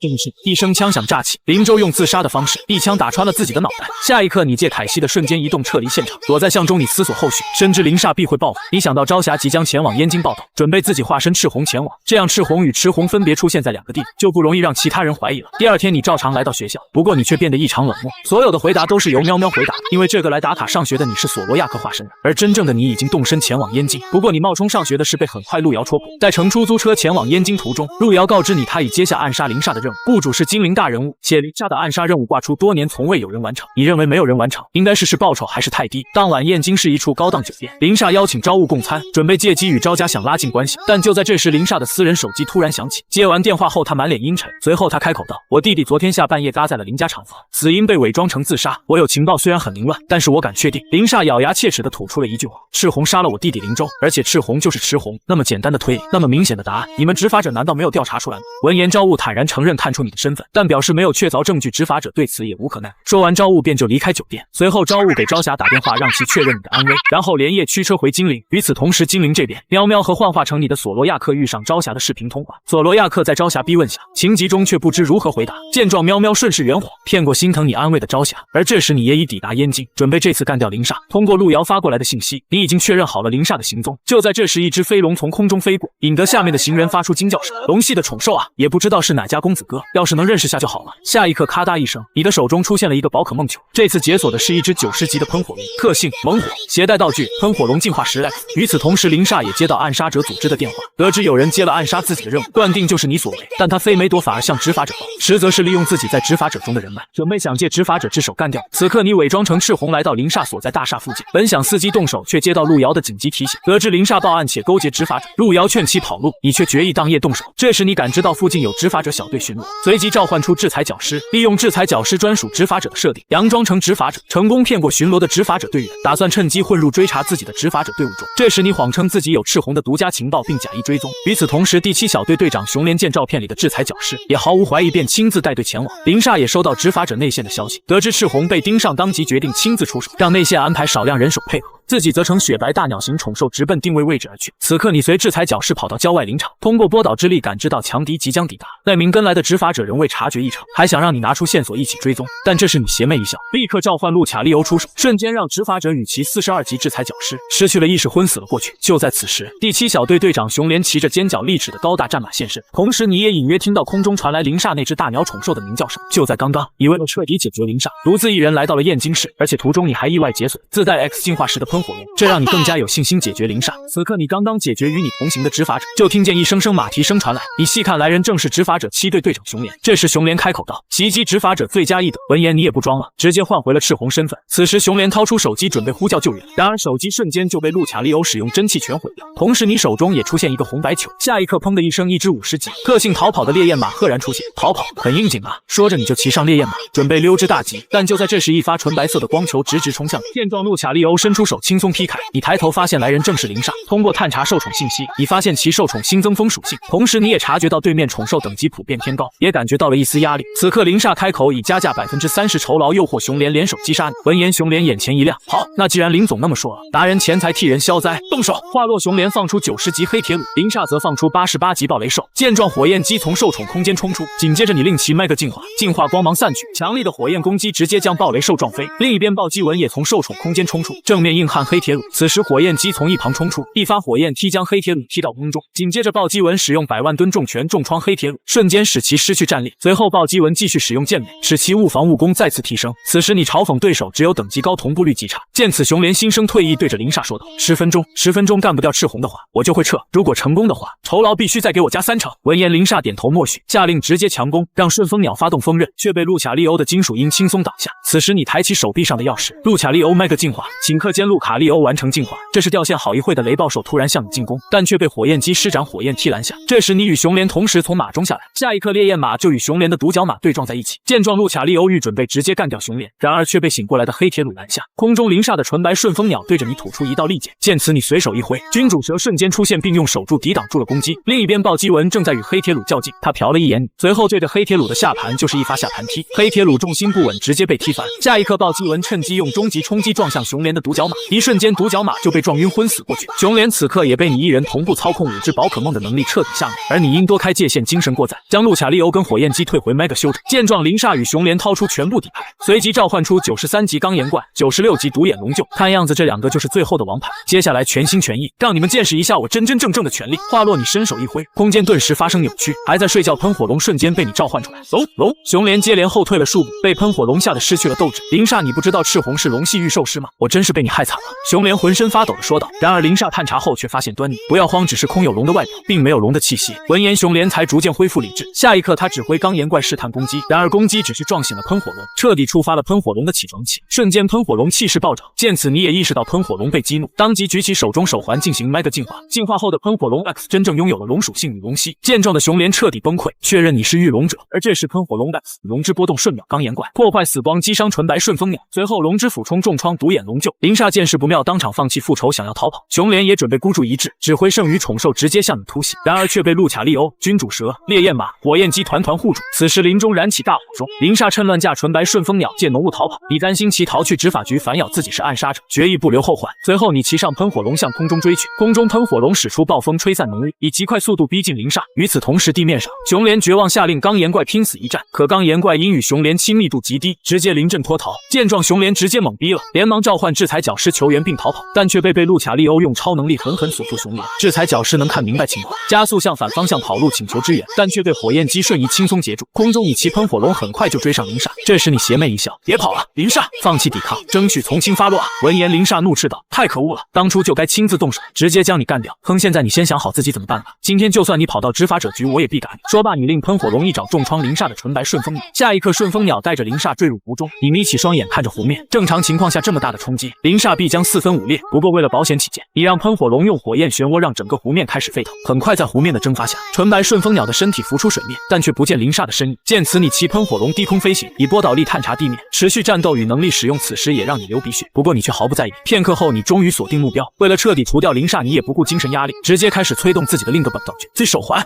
此时，你为了彻底解决林煞，独自骑着喷火龙 X 在森林中寻找逃跑的林煞。在喷火龙的高速飞行下，仅仅几分钟你就追上了林煞。此时，林煞抬头满脸恐惧地看着王德发、赤红这个巴巴尔还在追我。而这时，你已经从手中掏出了 Z 手环，准备在 Mega 状态下让喷火龙施展 Z 招式。顷刻间，一股强横的能量汇入喷火龙体内，在一套中二的动作下，你与喷火龙直接发斗，究极巨龙震天地。很快，一发光球径直射向地面，随后能量犹如比导弹洗地一般，在整个森林中炸开。这下林煞总会是化成灰了吧？不过你还是通过波导探寻了下林煞，果然炸得连根毛都没有了。招式带来巨大精神压力，也让你脱力倒在喷火龙背上。见状，喷火龙也解除 Mega 形态，载着你回到林中。不多久，醒过来的你将众宝可梦收回御兽空间后，为了不必要的麻烦，你立刻骑着喷火龙飞回了精灵。此时朝雾想起之前跟林煞的对话，心中对你的怀疑加剧，便独自前往精灵御兽者大学探望。很快他就来到了你所在的502培育室。培育室内，喵喵和索罗亚克正用你的手机看着逍遥动漫的视频。突然，喵喵听到啪嗒啪嗒的走路声，通过百叶窗的缝隙发现来人居然是朝雾。喵喵见状，立刻让索罗亚克重新伪装成你。看到喵喵焦急的表情，索罗亚克也知道这是场硬仗，情急之下他直接躲进浴室，打开淋浴假装洗澡。喵喵则打开门准备应付朝雾。进屋的朝雾很快就发现了不对劲，这里竟然没有培育宠兽的痕迹，难道小池在研究喵喵？就在这时，你也从燕京赶了回来，幽朝雾姐也在了。闻言，朝雾也是一惊，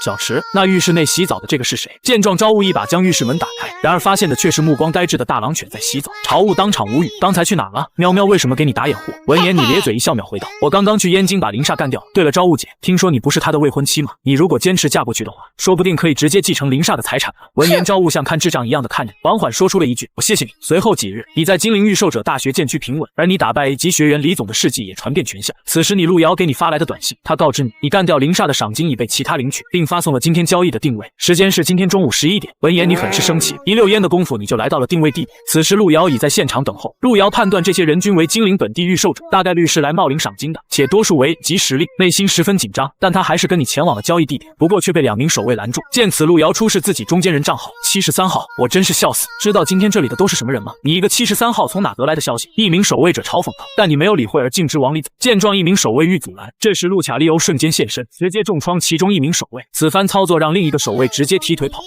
连我赤红的钱也敢拿，我倒要看看哪个家伙那么牛掰。随后你与路遥进入了暗杀者会议室中，你先和他们谈谈看，如果谈不拢的话，还没等你说完，路遥做出一个抹脖子的动作，那就把他们全宰了。此刻一个女人开口道，大家今天都在，见者有份，那个林煞很难对付，他能被干掉，动手的人绝对是极强的暗杀者。这时一个瘦弱的暗杀者开口说道，难道今天在场的所有人都要分吗？这么多天过去他都没有领取赏金，我估计都应该挂掉。闻言也让几个人微微点头，这个推断有很大的概率是真的，就我们3方分。太阳帽女人身后的壮汉说道，我建议在场的人除了我们3方，其他人都分个几百万，大家都有份，万一那个暗杀者没敢，我们大家一起干掉他。最开始说话的玳瑁女子子掷地有声。闻言，陆瑶撇着嘴，那本来就是他们红瑶组合的钱，拿我的钱打后啊！陆瑶越想越气，要不是他不是战斗类型的御兽，现在已经动手了。此时，一个戴着眼镜的中间人推了下眼镜，暗杀者内部是谁接了任务，实际上是保密的。但是我注意到了一个中间73号最近升到了36号，这种排名升级的速度十分可怕，一下上升那么多，应该就是这个73号手下的暗杀者干掉的灵煞。太阳帽女人立刻出声，那这样看的话，那个得手的暗杀者就不足为惧，顶天和我们一个水平。壮汉暗杀者摆了摆手，语气里充斥着轻松。陆瑶此刻转脸看向了你，见你还是如此淡定，陆瑶直接开口大骂：赤红比你们厉害多了，只会截胡的臭狗屎，还想分老娘的钱！顿时会议室内一片寂静，哪来的臭丫头，找死是吧？销售男开口回应道：找死，敢拿我赤红的钱，先宰了你，之后再说。话落，你直接抬手，路卡利欧瞬间出现，用念力直接锁住了销售男的咽喉。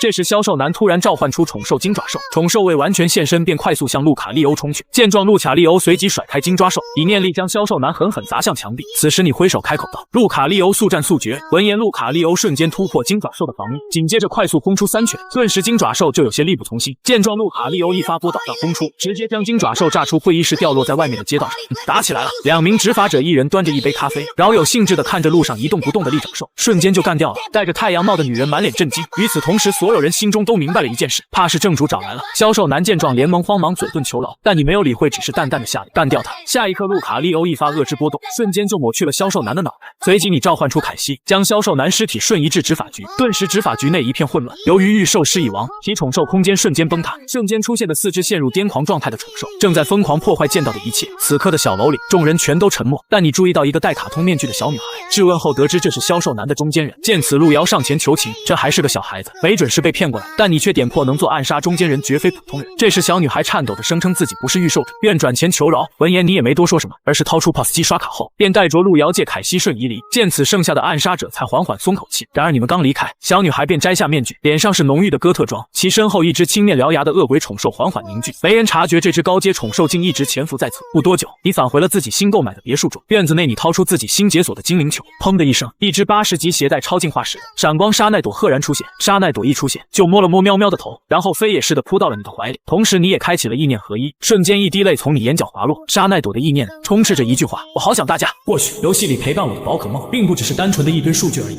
当我不再玩那个游戏，宝可梦们是不是在另一个世界思念着我？随后整理好思绪后，你便前往了学校。路上你看到校园M，下午有一集公开课，也决定前去旁听。片刻后你就来到公开课教室，李总见状你也向你打了声招呼，让你坐到了他的旁边，而一旁周围学员也一眼就认出你是单挑赢过李总的菲米，纷纷小声议论。课上李总告诉你，这类公开课虽然面向全体学生，但 A 级学员早已熟练理论，只等实操环节接受指导。李总这时炫耀自己的宠兽空间经3次扩建已有篮球场大小。闻言你也微微一笑，毕竟自己的空间已经是整片森林了。这时李总又向你科普道，对了，顶级御兽者能将宠兽空间具象成秘境，虽然秘境不如境地危险，但我也曾误入秘境被困3天，还好最后被老师救出。闻言你露出若有所思的表情，那岂不是说自己的御兽空间也算是一个秘境？很快理论课结束，众人进入训练室，实操宠兽空间扩建的训练。此刻一个中年教授对着众人挨个检查，不过大部分的人因受宠空间不合格，被他轰出了训练室。这时中年教授对着你开口道，你就是赤红吧，把你的受宠空间给我看看。闻言你直接拒绝，然而一旁寸头男生立刻呵斥，别以为你打败李总就目中无人了，周教授给你指点受宠空间，那是看得起你，敢不给教授面子？闻言你邪魅一笑，内心已经想好拿这个人立威了。你这么说你是很厉害了，光说可没用，是骡子是马拿出来遛一遛。闻言寸头男邓家豪满脸不屑，嘲讽你自不量力。周教授因被你拒绝查看宠兽空间本就不悦，见状更是冷着脸呵斥。就在这时，即顺位第1的孙社主动站出，提议以3对3不可换宠的规则展开对决，还自告奋勇当裁判。李总悄悄提醒邓家豪是即顺位第3，实力远超自己，还有可能克制你暴击文的念力宠兽，你务必小心。但你却毫不在意，还故意调侃邓家豪，气得邓家豪怒火中烧，直言派出最强宠兽，决定将你一穿3。下一刻，邓家豪召唤出65级的尾龙系猎翅龙蜥，见状你准备召唤暴击文迎战，但这时你的御兽空间突然异变，通过感知你竟意外解锁了90级准神快龙，而且你手中还出现一个可以钛金化的钛金珠。此时邓家豪见你迟迟不动，以为自己被猎翅龙蜥吓到愈发得意，然而当你直接召唤出快龙时，瞬间释放的强大压力让邓家豪的得意顿时僵在脸上。快龙登场散发的龙之气息让经验老道的周教授满脸震惊，当即喝令所有学员离开训练场。还有你家豪，收起你的尾龙吧，你的尾龙是打不过他的真龙的。可邓家豪自尊心作祟，执意要继续对决。周教授无奈让李总和孙摄影离开，亲自担任裁判。李总深知龙属性宠兽的重要性，匆忙离去，想当面通知燕教授。只剩3人后，周教授宣布对决开始，还未等你下达指令，快龙便率先发动可怕面孔，震慑住猎翅龙息。可恶啊，小看谁啊！猎翅龙息使用龙息，邓家豪满脸恼怒，立刻发动了指令，但攻击却被快龙一巴掌砸歪。下一刻，你下令快龙使用火焰拳，快龙瞬间发动攻击。邓家豪见状心生畏惧，这份情绪传递给猎翅龙息，使其彻底丧失斗志。快龙趁机一记火焰拳将其击飞，顷刻间猎翅龙息就失去了战斗能力。邓家豪见状直接认输。然而就在你准备收回快龙时，训练室的门窗突然全部锁死，你立刻察觉不对，这特么跟在燕京御兽者大学遭遇的情况一模一样。来了，快龙的首战就将对手秒杀了。就在刚刚，你召唤出快龙一招就秒杀了家豪的尾龙后，训练室内的所有门窗全部锁闭。见状，你立刻给朝雾打去了电话。朝雾姐，有人在你的地盘绑架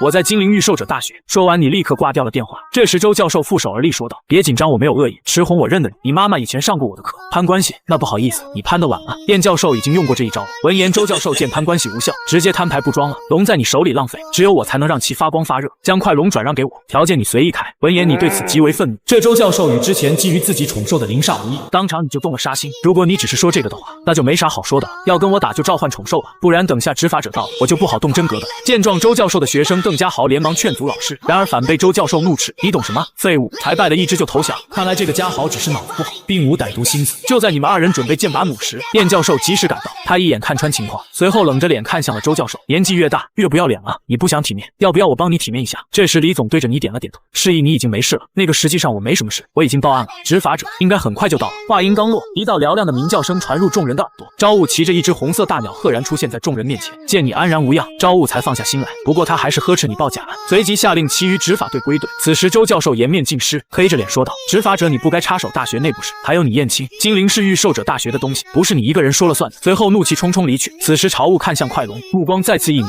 干掉凌煞的龙是火属性，难道这只胖胖的龙也是火属性？朝雾禁不住又起了疑心。实际上关于你就是赤红这件事，只要认真思索起来，那可太值得怀疑了。另一边，燕教授听闻周教授的话，怒不可遏，当场召唤出极宠兽幽影纺织者，用巨网封死大门。但当你看清这只蜘蛛的属性后，大为震惊，它并非数字等级，而是直接标注为极，拥有掠食者极暗双属性和2个特性，这让你第一次见识到御兽者世界的真正实力，也燃起了让自己宝可梦进一步进阶的期待。周教授见状仍强辩，声称快龙应归大学所有。燕教授彻底动怒，他想起自己失踪的爱徒，现在自己学生的孩子竟然在自己地盘差点被这个姓周的算计。燕教授越想越气，杀了他！3个字从燕教授的口中吐出。周教授闻言瞬间浑身发凉。面对燕教授宠兽幽影纺织者的杀意，周教授召唤出2只97级拟之兽化作巨壁格挡，却被幽影纺织者的紫色粘液腐蚀的血肉消融。仅短5秒钟，拟之兽嘎的不能再嘎了。你只是看了一眼，燕教授在你心中的强劲程度直线上升，甚至已经超过了昭文。不过自己未来的老丈人最近似乎正在酝酿着火宗元进化的事情，就算曹家的企业在外面遭到对手打压，曹文也是默不作声任人欺负。好老登，等着进化完成之后出来挨个清算是吧？果然这种大人物都不是省油的灯。朝雾此刻拉走你，称燕教授身为超一级御兽者，当众动手，自己需按规矩上报。快龙见状怂恿你用 Z 招式抢人头，快龙兄真是深得我心，在下也是正有此意。你们1人1龙1拍集合，下一刻你便举起自己的嘴，顿时 Z 手环立刻爆发出闪耀光芒。不过还没等你出手，那边燕教授大喝一声，幽影纺织者喷出血色毒箭，瞬间秒杀另一只拟之兽。周教授见状紧急召唤98级刺猬型宠兽，但依旧被毒箭一击穿透，迅速溃烂。紧接着毒箭径直穿透周教授胸膛，不出意外的话，周教授数秒之内就得出意外。此时精灵御兽大学校长周凤焦急赶来，燕教授直言周教授已无活路，但这时周教授肩膀上爬出一只大肉虫，吐出的粘液减缓了他的腐化速度，但还是无法挽救其性命。与此同时，你的御兽空间也开始震动起来。来了，为了夺回爷爷留给自己的宠兽，你再次化身暗杀赤火，直接掀翻了飞势拍卖行。就在刚刚赶来的燕教授，仅几个回合就轻松嘎掉想将你快龙占为己有的周教授，而你也同时解锁头目绿毛虫。不过让你感到可惜的是，这只绿毛虫居然没有魔改成学习画龙点睛的绿毛虫。此时校长周凤赶来调解，劝燕教授息事宁人，却被燕教授以凶狠回怼。而另一边，周教授重伤垂危，周凤为保周教授，向燕教授低头道：灵魂果我私人有1颗，我拿出来以表歉意，而且还承诺让你破格参加秘境探索。闻言这才让燕教授满意。下一刻态度大变的燕教授开口邀请你李总朝雾一同去吃饭，不多久待你们走后，周凤立刻救治周教授，并警告周教授说道：离开精灵找地养老吧，以后不要惹燕青了，你惹不起他，我也惹不起。但此时恢复意识的周教授仍放下狠话，等我找到机会，我一定要让那小兔崽子后悔来到这个世上。不过话音刚落，整个训练馆充斥着我听到了的话语。下一刻，一个恐怖的幽灵属性御兽瞬间出现在众人面前，呼吸之间就斩杀了周教授。被惊吓的周凤这才意识到，原来燕青的目标一直都是干掉周教授。第2天，你在别墅拿出周凤赔偿的凝魂果，会使得食用凝魂果的宠兽某种资质得到提升。你判断凝魂果应该与提升精神特工相关，随后将其喂给沙奈。沙奈朵吃吃下后，通关面板你发现其特工客房种族值个+1，总种族值从518升至520。虽然只是2个种族值个+1点，但是这也足以让你震惊了。毕竟种族值哪怕只有1点的突破，那也绝对是质的提升。此时路遥的电话给你打了过来，你之前让我给你找个宠兽，我给你找到了。4天前，你曾碰到了自己的前女友李连珠，不过你对她本人不感兴趣，只是根据前主记忆，爷爷曾送给你一只兽宠，就在李连珠的手里，你便开口寻要兽宠。不过李连珠却支支吾吾，一直没有正面回答，你这才让路遥帮你进行了调查。是这样的，池红，你丢失的宠兽被李连珠的母亲卖到金陵地下拍卖行，1周后开拍，到时候我让韩武带你过去。第2天，你在执法局找招物喝茶闲聊，调侃招物未去燕京抓赤红，朝务坦言赤红所杀多为法外狂徒，不出现重大伤亡，金陵执法队是不会出手。闻言，你微微一笑，话锋一转，询问爷爷池吉及其宠兽的事。朝务则建议你问朝文，并告知你爷爷被困之地凶险，让你就别惦记。对了，小池你爷爷的那个可以把预售者和宠兽同步率拉到爆的技能，是不是被你学会了？闻言你一愣，宠兽同步率听着好像跟自己的意念合一一样。随后你离开执法局，你致电路遥，询问地下拍卖行是否有超越及预售者看场。我必须带走那个宠兽，说不好会大闹一番的。闻言，路遥思索一番，说道：“别的不知道，我随机截取的凌乱信息里，确认朝阳集团的董事长招文会去。”话落，你立刻眉头一挑，自己那个便宜老丈人也去。之后，你让路遥把自己的联系方式交给韩武，打定主意前往拍卖行夺回宠兽。返回到别墅后，直到晚上，你一直与朝霞视频通话，直到接到韩武的陌生来电，你才挂掉视频电话。随后，你按韩武所说位置找到其老旧面包车，面包车在巷口停下。韩武告知你，地下拍卖行入口在附近名为乱夜夜店，需说暗号要点好东西才能进入。抵达乱夜夜店，你对出暗号后被先后领到休息室停车场，乘坐密闭车辆约20分钟，最终抵达一处初中学校。你从学校某处一个楼梯下去，下方正是灯红酒绿、乱象丛生的地下拍卖行。你扫视了1周，并没有发现朝文老登的踪迹，不过却发现曾与梦毅一起逮捕过你的第3队执法者队长也在此处。很快拍卖开始，首件拍品便是珍贵的凝体骨，不过你的目标是自己的宠兽，所以全程都没有参与竞拍。没多久，终于轮到活物拍卖，台上推出被黑布盖住的笼子，揭开后是重伤濒死的8级寒月狐幼崽。由于被长针禁锢状态极差，你通过宝可梦面板确认，这只兵家庇佑属性特性龙月的寒月狐就是爷爷留给自己的宠兽，顿时怒火中烧。此时拍卖师刻意压低幼崽状况，抬高利用价值，价格迅速飙升，出价者多为各大组织成员。这是你以暗杀者赤红身份出价180亿，但很快被暗杀者火龙的300亿以及无归者绝息的400亿远超。王德发怎么都那么有钱，上辈子这种数额的钱我只在小说上见过。还有这个无归者又是什么组织？最终无归者绝息拍下寒月狐幼崽，你暗中离场，准备半路截杀夺狐。另一边，同样放弃竞价的暗杀者火龙摘开口罩，没想到暗杀者火龙竟是朝文，敢跟老子暗杀者火龙抢，人不能一错再错。为了弥补我以前对小池的不闻不问，也为了我女儿朝霞的幸福，今夜就截杀你。乱套了乱套。为了给你夺回爷爷留下的玉兽，你与老师燕青以及老丈人朝文全部伪装来到拍卖行，却不想竟然开启了3方的乌龙大战。就在刚刚绝息以400亿拍下宠兽，你与朝文纷纷都准备进行截胡。此时另一边拍卖行内部交接处，刚刚的拍卖人员开口道：“那个绝息先生，你看还需不需要我们帮您护送？毕竟出了这个拍卖场，我们可就不负责了。”闻言，绝息丝毫没有搭理他的意思。见此，刚刚的拍卖人员招了招手，2个工作人员推着一个铁笼子过来。那么这小东西就是你的了，期待下次合作，绝息先生。然而这时绝息手中的手杖突然变成一条蛇形玉兽，瞬间就秒杀了拍卖行的3人。下一刻，绝息沉沉地叹了口气：“如一啊，我是没有能力再去寻你了。希望这个小东西可以和池红那孩子一起快点成长，自己时日无多。如果我死后，玉兽空间很有可能异变形成禁地。”这时他放出巴掌大，只有1只眼球的青小鬼宠兽，开始治疗笼中的兽宠。随后他又让蛇形宠兽将幼崽吞入喉间保命。几分钟后，绝息正要准备离开时，拍卖场人口突然被人团团围住。见状，绝息释放刺耳频率瞬移出，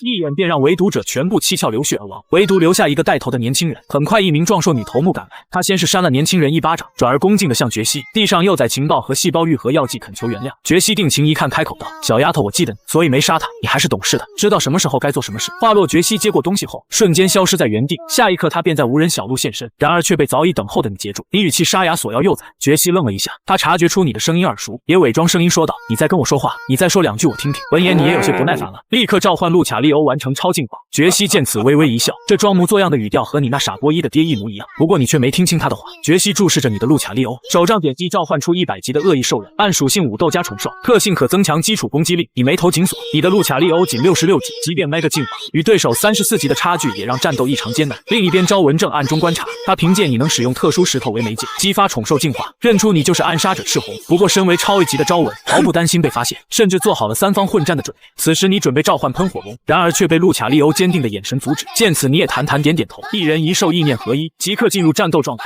路卡利欧神速，你下令先手。下一刻，路卡利欧瞬间瞬移至恶意兽人面前，一拳直击面门，却被对方及时格挡。紧接着，路卡利欧使出焰法，依旧被恶意兽人挡住，肩头还不慎被抓住。见状，你果断下令近身战。路卡利欧拳脚齐出，狠狠撞向恶意兽人，虽让对方露出痛苦神色，却未能将其撞飞。你深知路卡利欧近身战后防御下降，立刻下令意念头锤，却被恶意兽人的念力护盾挡住。觉西再度下令使用地面技，闻言你以为是地面系技能，随即让路卡利欧使出地震，不料恶意兽人突然抱住路卡利欧，将其摁倒在地，打断了地震技能。见此，你瞬间愣住，特么的，原来这个地面指的是地面格斗技术。此时路卡利欧被恶意兽人用十字固锁住，痛苦嘶吼。觉西见状本想收手，然而你却掏出黑紫色钛金珠，决定让路卡利欧全力一战。还有后手，来让爷爷看看。觉西面罩下的双眼微微眯起，他即是燕青。此时你将钛金珠掷出后，爆发出耀眼光芒。路卡利欧，爆发我们的全新全力！顷刻间，路卡利欧完成格斗属性钛金化，获得双倍格斗招式加成，气势瞬间震飞恶意兽人。燕青赞叹不已，下令恶意兽人使用气息强化，自身气息爆弹，你则让路卡利欧使出波导弹。双方远程技能碰撞后，两只宠兽又以近身激烈对决。见此，燕青也彻底变得认真，而一旁昭文见状暗惊，察觉出你们都未派出最强宠兽，庆幸自己没贸然出手。这时燕青召唤出第二只兽骨嶙峋的阴狠宠兽，使出石灵绝崖改变地形。下一刻，漆黑石柱快速蔓延。见状，你立刻召唤阿罗拉形态植物，启动 Z 手环，使出激狂大地万里冰，寒冰瞬间冻结石柱，甚至笼罩整片区域。燕青见状则召唤其宠兽夜景，用影子护住自己和宠兽，抵挡寒冰攻击。此时昭文见机成熟，召唤出巨大蝙蝠，瞬间飞到二人头顶。然而在他跳下时，却因脚下结冰摔了屁股蹲。见状，你当即下令九尾朝昭文发射冰冻光束，然而却被昭文的巨大蝙蝠俯冲挡下攻击。此时你转头留意燕青动向，见其暂时未动，你便伸手召唤出喷火龙，然后交叉双臂大吼道：“回应我的心吧！”喷火龙 Mega 进化来了来了！你再次掏出 Mega 手环，让喷火龙进化成喷火龙 X 了。就在刚刚，为了面对伪装成暗杀者的昭文，当即召唤喷火龙 Mega 进化，但昭文此时却死死盯住了你手腕。他发现你手腕上竟然还带着朝霞送的手链和粉色发圈，一瞬间昭文就知道了你的身份，并破口大骂道：“太不专业了！出门干兼职，怎么能忘记把女朋友送的手链收起来？”这番话让你内心一紧，就连与你一体同心的喷火龙也发现了不对。但就在这时，另一边的觉西掏出药剂，直接扎在了望月湖身上。见状，你立刻召唤凯西瞬移阻拦，但却已迟一步。而这时，觉西的手杖突然变成一只大蛇向你袭来。感到不对的凯西紧急将你与白虎转移到路卡利欧身边。你看了眼周边，发现是路卡利欧，才缓缓吐出口气放松下。但等你再次抬头看去时，发现刚刚那个无规者觉西已经消失在原地。虽然你有些疑惑，但你也没管那么多，而是低头看了看怀中的白虎，还好没有大碍，只是睡着了。见状，凯西给你递过来一个空针管，你一愣，这竟让你解锁了元气款。而一旁的昭文这时也缓缓走来，见此，你有些调侃的问道：“昭叔，你干这个，老婆孩子知道吗？”闻言，昭文脸色瞬间变得难看，反对你也不敢让朝霞知晓，而且还要威胁拆散你们两人。闻言，你只是轻蔑一笑，说道：“不信，好小子，此地不宜久留，明天来我公司，咱俩好好谈谈。”随后，昭文便骑着巨大蝙蝠消失在原地。第二天，你的别墅里，阿罗拉九尾正陪着8级的望月湖玩耍，喵喵一副熬夜后的呆滞模样。随后，你安顿好2只狐狸，收起路卡利欧和索罗亚克，打算赴昭文的约，还计划周5课后去看望朝霞。不多久，你开着朝雾送的跑车来到朝阳集团，意外发现朝雾也在。此时，朝雾疑惑你的来意，你谎称来看朝文，但却被朝雾吐槽看老丈人还空着手，让朝雾更加怀疑你的来意了。朝文此时也有些慌张，毕竟朝雾身为执法者，有些事情较真起来，那可是真的没完没了。随着时间1分1秒过去，直到天黑，朝雾才离开。朝文这次松了口气。随后，朝文带着你来到天台，一架自动驾驶的直升机已在此等候。你不解为何不骑宠兽，朝文解释骑宠兽易引人关注。朝文此时戴上口罩伪装，让你也换上暗杀者服装。此举让你内心感到疑惑，不是我这老丈人难道是来找我兼职？他搞不定了，我可也没法搞定了。不过你还是乖乖的换上了赤红身份。1小时后，你与朝文从直升机上跳下，分别召唤出红色蝙蝠与喷火龙，一同朝着城外的山林飞去。抵达半山腰后，映入你们眼帘的竟然是一个幻象通道。此时你将喷火龙收回，然后放出了快龙。朝文这时招呼你进入幻象内，幻象内是一眼望不到头的通道。朝文说明通道约50多公里，召唤出兽宠飞毯准备出发，还调侃你召唤的快龙胖乎乎飞不快。但话音刚落，快龙便化作一道劲风消失在前方，只留下懵逼的朝文暗自震惊。10分钟后，你们抵达一扇普通木门处，这里竟是大江省暗杀者组织总部。朝文坦言自己已加入组织20年，随后推开木门，突然一只熊类兽种向游袭而去，还好被朝文的扭曲兽虫挡住。袭击者是个穿白西装、戴半脸面具的男人。这时他语气失望地说道：“本想随随即杀掉闯入者，你真是扫兴。闻言你忍无可忍，不等昭文反应，便让路卡利欧瞬移而出，一记飞膝踢重创熊力怪，使其当场倒地不起。见此，你刚要抬手让路卡利欧解决他，却被昭文拦住。等等，我们还有更重要的事情要做。你已经找回面子了。西装男这时拍了拍手，笑道：“这小家伙是谁啊？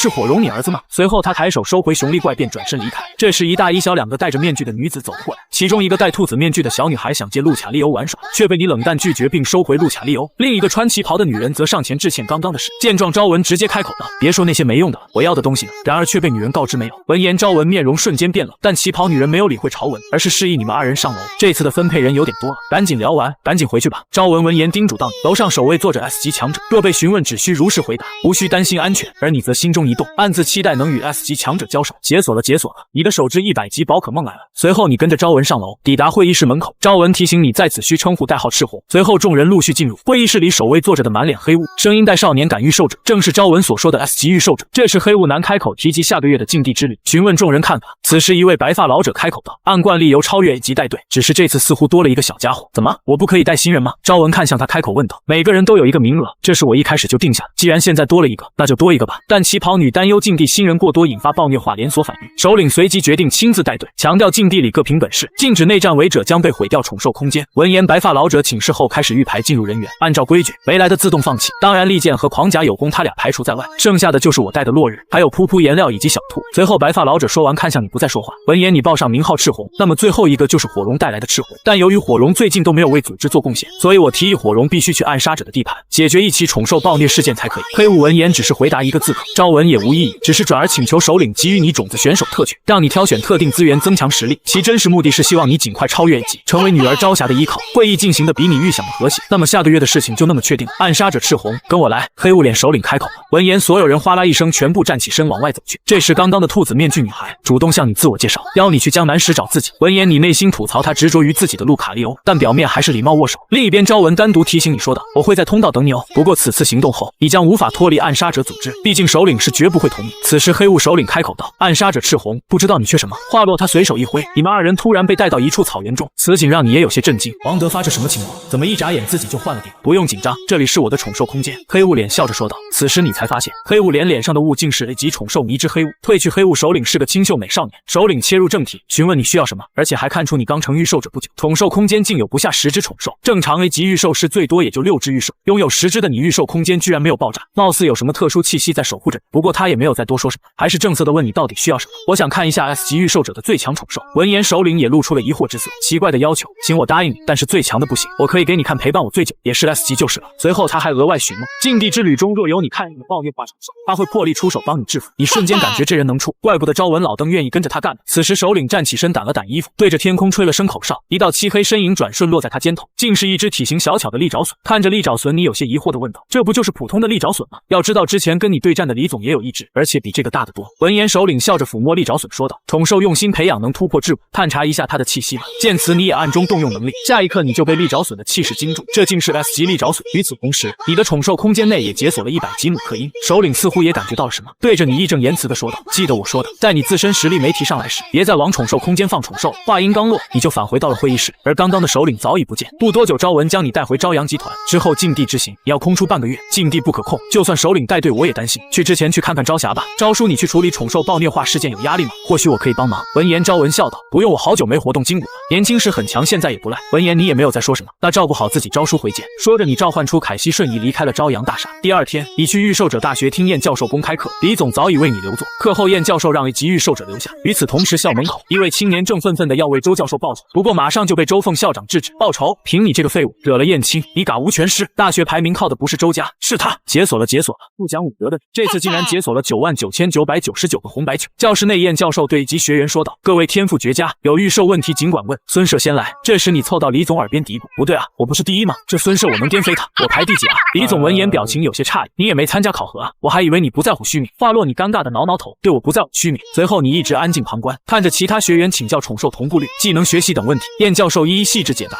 不多久，待众人散去后，燕教授才开口对你说道：“晚上来我那吃饭吧，我一个孤寡老头子挺寂寞的。”闻言你一愣，那个燕教授我还没请教呢。燕教授呵呵一笑：“你实力出众，那些问题难不倒你，可我不会气息感知，没人教我。”闻言燕教授面露诧异，答应晚饭时教你。当晚燕教授家中，他告知你气息感知原理，顷刻间你就掌握并学会。见此，燕教授也十分惊叹，这小家伙的天赋果真恐怖如斯。吃过饭后，你告别燕教授，准备去找与拍卖望月湖相关的人，但却接连发现买卖望月湖的3人全部惨死，你心中满是怪异，不对劲，怎么会有那么巧的事？随后你又快速来到拍卖望月湖一手的李连珠家，果然跟你想象的一样，李连珠的母亲也猝死在了家中。见此，你满脸呆滞，对索罗亚克说道：“我怀疑我被人做绝了，你信吗？”闻言，索罗亚克用爪子捂住嘴轻笑。整个晚上你追查望月湖相关人员无果，陷入自我怀疑，你推测此事与地下拍卖行或无规者绝息有关，但却不解对方用意。第二天食堂里，你心不在焉的吃饭，此时李总走过来问道：“石红明天进秘境，东西准备好了吗？”闻言你有些疑惑，带宠兽不就行了，还要准备什么？李总解释，秘境是强者崩塌的宠兽空间，里面有资源和宠兽，需准备宠兽收纳装置。见此，你借机追问宠兽空间崩塌为何能形成秘境。闻言，李总正色的跟你解释道：“就是因为崩塌了，我们才有机会进去。就比如这块肉，它被分成了好几块，我们找到了其中一块。”闻言，你恍然大悟。这时李总递出一个昂贵的蓝色收纳球相赠，我有准备3个收纳装置，这个就送给你吧。但就在你接触这个蓝色收纳球时，你竟直接解锁了99999个红白球，这让你内心一惊。直到现在，你也没搞清解锁的规律是什么。随后你取出一个红白球，在李总面前晃了晃，你看我其实有准备，这个球蓝色的装置就还给你吧。行吧。李总稍有尴尬的收回了装置，随后叮嘱你集合时间和带队老师，便离开了食堂。此时你看着自己仅剩的99999个红白球，不仅的坏笑道：“嘿嘿，我这风铃月影宗的法门果然恐怖如斯啊！”随后你查看秘境通知，暗下决心要抢占资源。但这时路遥突然出现，见你马上进入秘境，两眼冒出羡慕的目光。毕竟他自己这样的菜鸡，这辈子也没机会去秘境。这时路遥开门见山道：“找你商量件事。”你一听立刻摆手：“我没有钱。”闻言路遥嫌弃骂道：“谁要借钱？我抽你多少提成你不清楚？我战斗力太差，我只是想让你在秘境里帮我抓只进攻型宠兽。”话落你这才松了口气，答应帮忙。随后路遥掏出一个方形收纳装置，这个是我花50万买的收纳装置，效果肯定牛。你拿过收纳装置仔细看了看，你想知道这玩意跟红白球到底有啥不同，不过你也没看出个所以然。随后你将收纳装置递了回去，这个你留着吧，我自己有，你要感觉过意不去的话，可以给我折现。闻言路遥两眼一亮，双手合十，连忙向你感谢。第二天6名学员齐聚，秋瑾老师反复叮嘱众人进入秘境切勿贪心。王学文教授在出入口接应，装置启动后，众人依次进入秘境。进去后你发现只剩自己一人，你有些无语，不明白进来承担人副本了，老师带队也没啥作用了。这时你盯住了面前一只抱树果的大耗子，见此你掏出红白球砸向大耗子，砰的一声成功将其捕获，同时你也解锁了14级小拉达，这种感觉是爽抓的感觉啊！随后你又掏出一个红白球朝着森林深处走去。此时你进入秘境深处后，你召唤暴击文帮忙丢红白球抓宠，很快就抓了10几只宠兽。休息片刻，你收回暴击文，召唤火焰鸡继续往深处走，打算找资质好的进攻型宠兽带给路遥。另一边秋瑾老师发现手机无信号，察觉发生秘境重叠，见状他连忙召唤出枫叶宠兽，然后在枫叶上写下秘境重叠，请求接应8个字，随后让其往西找到黄教授。此时你听到不远处有兽虫打斗的声音，循着打斗声你找到同学陈飞翔，见他正指挥长翅膀的大肥猪战斗。见此你打趣道：“你这宠兽挺有意思，直接就叫大肥猪。”闻言陈飞翔大声纠正道：“是飞猪，第一声，你刚才说的是第2声吧？艾可算遇到自己人了，也不知道其他人怎么样。”闻言你有些疑惑，你说的自己人什么意思？这里算上秋瑾老师不就咱们7个人吗？话落陈飞翔有些惊讶，毕竟重叠了，你不知道？闻言你尴尬的挠挠头，我经常逃课，所以不知道。陈飞翔有些无语，随后陈飞翔耐心解释，秘境重叠是2块宠兽空间碎片重合，众人会分散，更危险的是还有另一拨人进入，2拨人大概率会为资源争斗。然而你听完毫不在意，自信的笑道：“那对面那拨人还真是倒霉，能遇上我。”这时你看着陈飞翔的59级地面属性大飞猪，调侃他有翅膀却飞得笨拙。陈飞翔嘴硬辩解，你感觉这猪有点意思，但你并不打算和陈飞翔一起行动，没有打招呼，转身向西走去。然而陈飞翔却执意跟上，但大飞猪飞太慢，无奈的陈飞翔将其收回宠兽空间。这时你突然目光一凝，甩出红白球捕捉到一只特殊的耗子类宠兽，但突然2个30岁左右的御兽者出现，其中一人抢走红白球，勒索你和陈飞翔交出秘境所得。闻言陈飞翔立刻炸毛，直言自己是金陵市御兽者大学的级学生，绝不退缩。然而你却暗自思索，杀人会不会让这个没经社会毒打的大学生应激？身旁的火焰鸡也通过意念感知到你的想法，他思索着之前挚友路卡利欧的做法，最终点头示意可以动手。此时2名御兽者满脸戏谑，根本没把你俩放在眼里。就在这时，火焰鸡瞬间移动到抢夺精灵球御兽者面前，一脚将其击杀，随后夺回红白球丢给你。另一个男人大惊，召唤出巨大食人花宠兽，见状你立刻下令火焰鸡发动蓄能宴席，凭借属性克制，火焰鸡瞬间击碎食人花，随后又一道火光斩杀那名男人。此时你查看红白球，原以为是异色灰灰鼠，没想到是名为凶凶鼠的不同品种，虽不是闪光，但你也十分开心。而一旁的陈飞翔见此早已吓得蹑手蹑脚，准备偷偷溜走。这时你转头询问同行的陈飞翔去向，陈飞翔却因目睹血腥新场面，尴尬的说想拉屎，早已没了之前的硬气。此时火焰姬却察觉倒地御兽者的宠兽空间即将崩塌，见状你掏出 Mega 手环，顷刻间让火焰姬 Mega 进化，看样子也全都是些60多级的而已。火焰姬把他们全部干掉。陈飞翔见此场景心惊，他联想到暗杀者赤红的强化手法，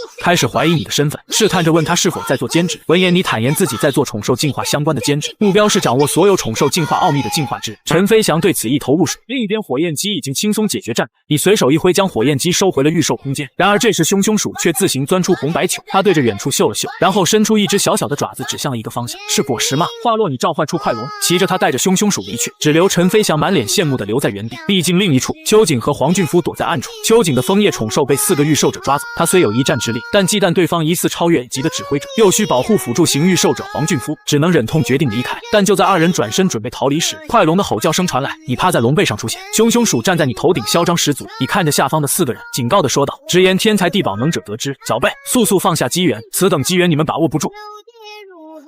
此时秋瑾见空中出现巨龙，惊觉你竟是御龙者，当即决定联手反击。他召唤出豹子型御兽，黄俊夫则召唤祝福石碑，为豹子御兽加持吧。二人合力突袭带头的御兽师，见状带头的及时召唤出鱼鳞鱼兽，受黑鳞挡下攻击。此时另一边由于秘境受扰，一只87级暴虐化甲虫赫然出现秘境中，并快速向你的方向冲去。见此你连忙挥手召唤出暴击纹，下一刻轰的一声，暴击纹与暴虐化甲虫对冲在一起。此时凶凶鼠突然薅住你的头发，示意你带头的御兽者身上有果实气息。见状你立刻指令快龙发动龙之俯冲指领头者，下一刻龙吼声震彻大地，能量虚影凶悍无比。带头御兽者见状不妙，连忙让黑鳞挡在自己面前。快龙暴怒在全身蓄力，轰的一击撞向黑鳞，直接将其秒杀。不过带头男却毫发无伤，而是淡定挥手召唤出即格格罗巨兽。格格罗巨兽 A 级，属性大地，特性1石肤，防御力提升，特性2狂野，攻击力提升。见此秋瑾面色大惊，超越 A 级的御兽师，你们俩快撤，这里老师盯住。不过你却异常镇定，只因这时你的御兽空间内同时觉醒了100级的班吉拉斯。见状你先是召唤出君主蛇护住凶凶鼠，随后猖狂抬手唤出班吉拉斯，紧接着直接让其进行 Mega 进化，瞬间狂暴的能量撕裂空间，一个更加庞大恐怖的身影轰然踏出，仰天爆发出震慑全场的怒火。霸主超级班吉拉斯以及属性岩石极恶，特性1扬沙。当该宝可梦登场时，天气转为沙暴，特性2沙影在沙暴天气中提升闪避率。携带道具班吉拉斯超级进化时，经过超进化后，班吉拉斯也突破了100级的限制，等级也来到了 A 级。此时班吉拉斯触发特性引发沙暴，见此你喃喃道：我和老班的组合即是超越 A 级的御兽者。快龙去帮暴击纹解决暴虐化甲虫，记得用球收服。此时沙暴中秋瑾艰难支撑，黄俊夫更是难以站立。见此你大吼道：秋老师，你们赶紧离开，那3个杂碎交给我就好了。闻言秋瑾点点头，好，我先找黄教授，你别强撑。出现意外立刻撤退，随后带着黄俊夫顶着风沙逃离。另一边带头男也被此景震惊，连忙指挥道：格格罗巨兽正面抗衡。不过班吉拉斯在沙暴中愈发敏捷，两巨兽狠狠相撞，班吉拉斯瞬间压制格格罗巨兽，一爪将其拍痛。另一侧快龙与暴击纹联手，也压制住了暴虐化甲虫。这时快龙扔出精灵球，然而却被甲虫挣脱。暴击纹也很诧异，他看向快龙，表示你的力气太小了。闻言快龙气得暴怒，拳头上立刻燃起了火焰，而暴击纹也同时进行了健美提升属性。此时班吉拉斯掀翻格格罗巨兽，随后双眼发红陷入混乱，胡乱挥舞双爪砸落岩石，混乱了，开始变得极度危险了。不过手持解决混乱树果的你还是稳如老狗。此时地面崩裂，班吉拉斯与格格罗巨兽坠入地下。这时班吉拉斯用破坏死光将格格罗巨兽顶向天空，随后爬出地面，地尾巴干掉另外2名御兽者，仅剩一人哭喊逃窜，最终被沙暴吞没。带头者见状召唤尖刺狮子抵挡沙暴，不过混乱的班吉拉斯此刻竟发动终极冲击冲向带头者。住手啊，胜负已分。带头者目眦欲裂。就在这危急时刻，一女人驾着大鸟出现，一发火焰射向班吉拉斯，然而火焰技能根本对班吉拉斯造不成什么伤害，只是让班吉拉斯停在了原地。这时带头男对女人说：帮我把那小子嘎了，宠兽归我，其余全归你。闻言女人质问道：我怎么知道他手里还有别的好东西？话落带头男有些急了：别墨迹了，那个宠兽卖掉的钱分你一半。女人点头速战速决。与此同时你投给班吉拉斯是宰果，没多久班吉拉斯摇摇头就恢复了正常，随后你让其退下，抬手召唤除了母克鹰，大喊母克鹰 Mega 进化，顷可见母克鹰完成进化，气势暴涨。看来你们2个是一伙的，那既然来了就都别走了。但带头男这时却大喜，2只超越 A 级，他肯定会精神力枯竭，干掉他。随即召唤出另一只超越 A 级的钻头为宠兽。此时你也感受下了自己的状态，感觉这种状态应该可以支撑2个半小时。但闻言一旁的君主蛇也赶过来帮忙，而 Mega 进化后的母克鹰等级也提升到狂妄的臭小子。领头男怒喝，随后与波浪头女子联手向你夹击。不过你也不慌，以一敌2对你来说不过家常便饭。此时你抬手指向大鸟，母克鹰干掉那只鸟，狠狠撞吧。下一刻母克鹰俯冲，使出威力巨大的勇鸟猛攻。见此女人冷笑，一人操控2只级宠兽，撑不过3分钟，历尽坍塌前必解决你。就在这时伪钻兽遁地偷袭，然而你却纹丝不动，立刻召唤凯西。顷刻间凯西带着你与君主蛇瞬间瞬移，伪钻兽钻头扑空，班吉拉斯趁机死钳住钻头，将其硬生生从地底拽出，随后一击龙爪重创尾钻兽。紧接着班吉拉斯又使用出岩石风。领头男见状连忙让尾钻兽再次遁地，但这招本就不是冲他而去，而是骤然砸向半空中的大鸟。姆克因尖刺抓住空隙，施展勇鸟猛攻与舍身冲撞核弹二人，轰的一声，怒灵鸟如炮弹般砸落地面。尖刺破浪女人大惊：你怎么还有余力攻击我的怒灵鸟？别紧张，我推测他坚持不了多久，最多只有1分钟。与此同时，姆克因接连2记反噬大招后，直接与其恢复半血。另一边，暴击文与快龙联手击溃暴虐化大甲虫，快龙也成功将其收服。此时波浪女人彻底慌了，什么1分钟？她半点事都没有，我先走了，你好自为之。就在此时，沙暴骤停，四处的景物开始出现重影，就连你也感觉呼吸有些不顺畅。特么秘境要坍塌！领头男目光阴沉，随后他面色狰狞，咬牙召唤出第2只超 A 级宠兽，双眼瞬间充血。我还能撑5分钟，不干掉他谁也走不了。你以为他会放你离开？女人望着震荡的空间狠下心，5分钟干了。他召唤出了最后1只超 A 级宠兽。你察觉秘境坍塌加剧，立刻收回了刚飞过来的快龙暴击文跟君主蛇。此时凶鼠焦急的又催你抢果实，但又害怕秘境坍塌又催你离开。那么纠结吗，鼠？看来领头男人手里的果实十分珍贵，速战速决。说罢，你将凶鼠塞进口袋，然后掏出钛金珠，立刻将班吉拉斯跟姆克因钛金化。什么鬼？还能继续改变兽宠状态，简直就是怪物！话落，领头男红着眼催动宠兽发动技能，波浪女人也同时指挥宠兽放出漆黑能量球，不过攻击炸在班吉拉斯的钛金矿石上，却丝毫没有伤害。秘境出入口，黄教授焦急踱步，池红怎么还没出来？这时秋瑾老师站了出来，我进去接应他，他是超 A 级御兽者，不能折在这里。闻言，黄教授大惊失色，没想到池红这么年轻，居然是超 A 级御兽师。随后他话锋一转说道：你们几个小家伙，把这个事情烂在肚子，我去接应池红。黄教授说完，再度打开了空间入口，召唤出一个形状像是大蛾子的宠兽，几步击入了秘境，借空间跃迁向你的方向赶去。此时你双眼充血，负担极重，但依旧掏出了 Z 手环与晶石。班吉拉斯姆克鸟使用毁天灭地巨岩坠，急速俯冲轰裂撞，下一刻巨大的能量爆炸，瞬间就秒杀了对方3只御兽。见状，你收回班吉拉斯与姆克鸟，干掉了。拿完果实，我们赶紧撤。随后你召唤出快龙向领头男冲去，很快凶鼠从领头男的裤子拽出一枚黄色的果实，兴奋地交给了你。但就在这时，领头男突然醒了过来，一起嘎在这里吧。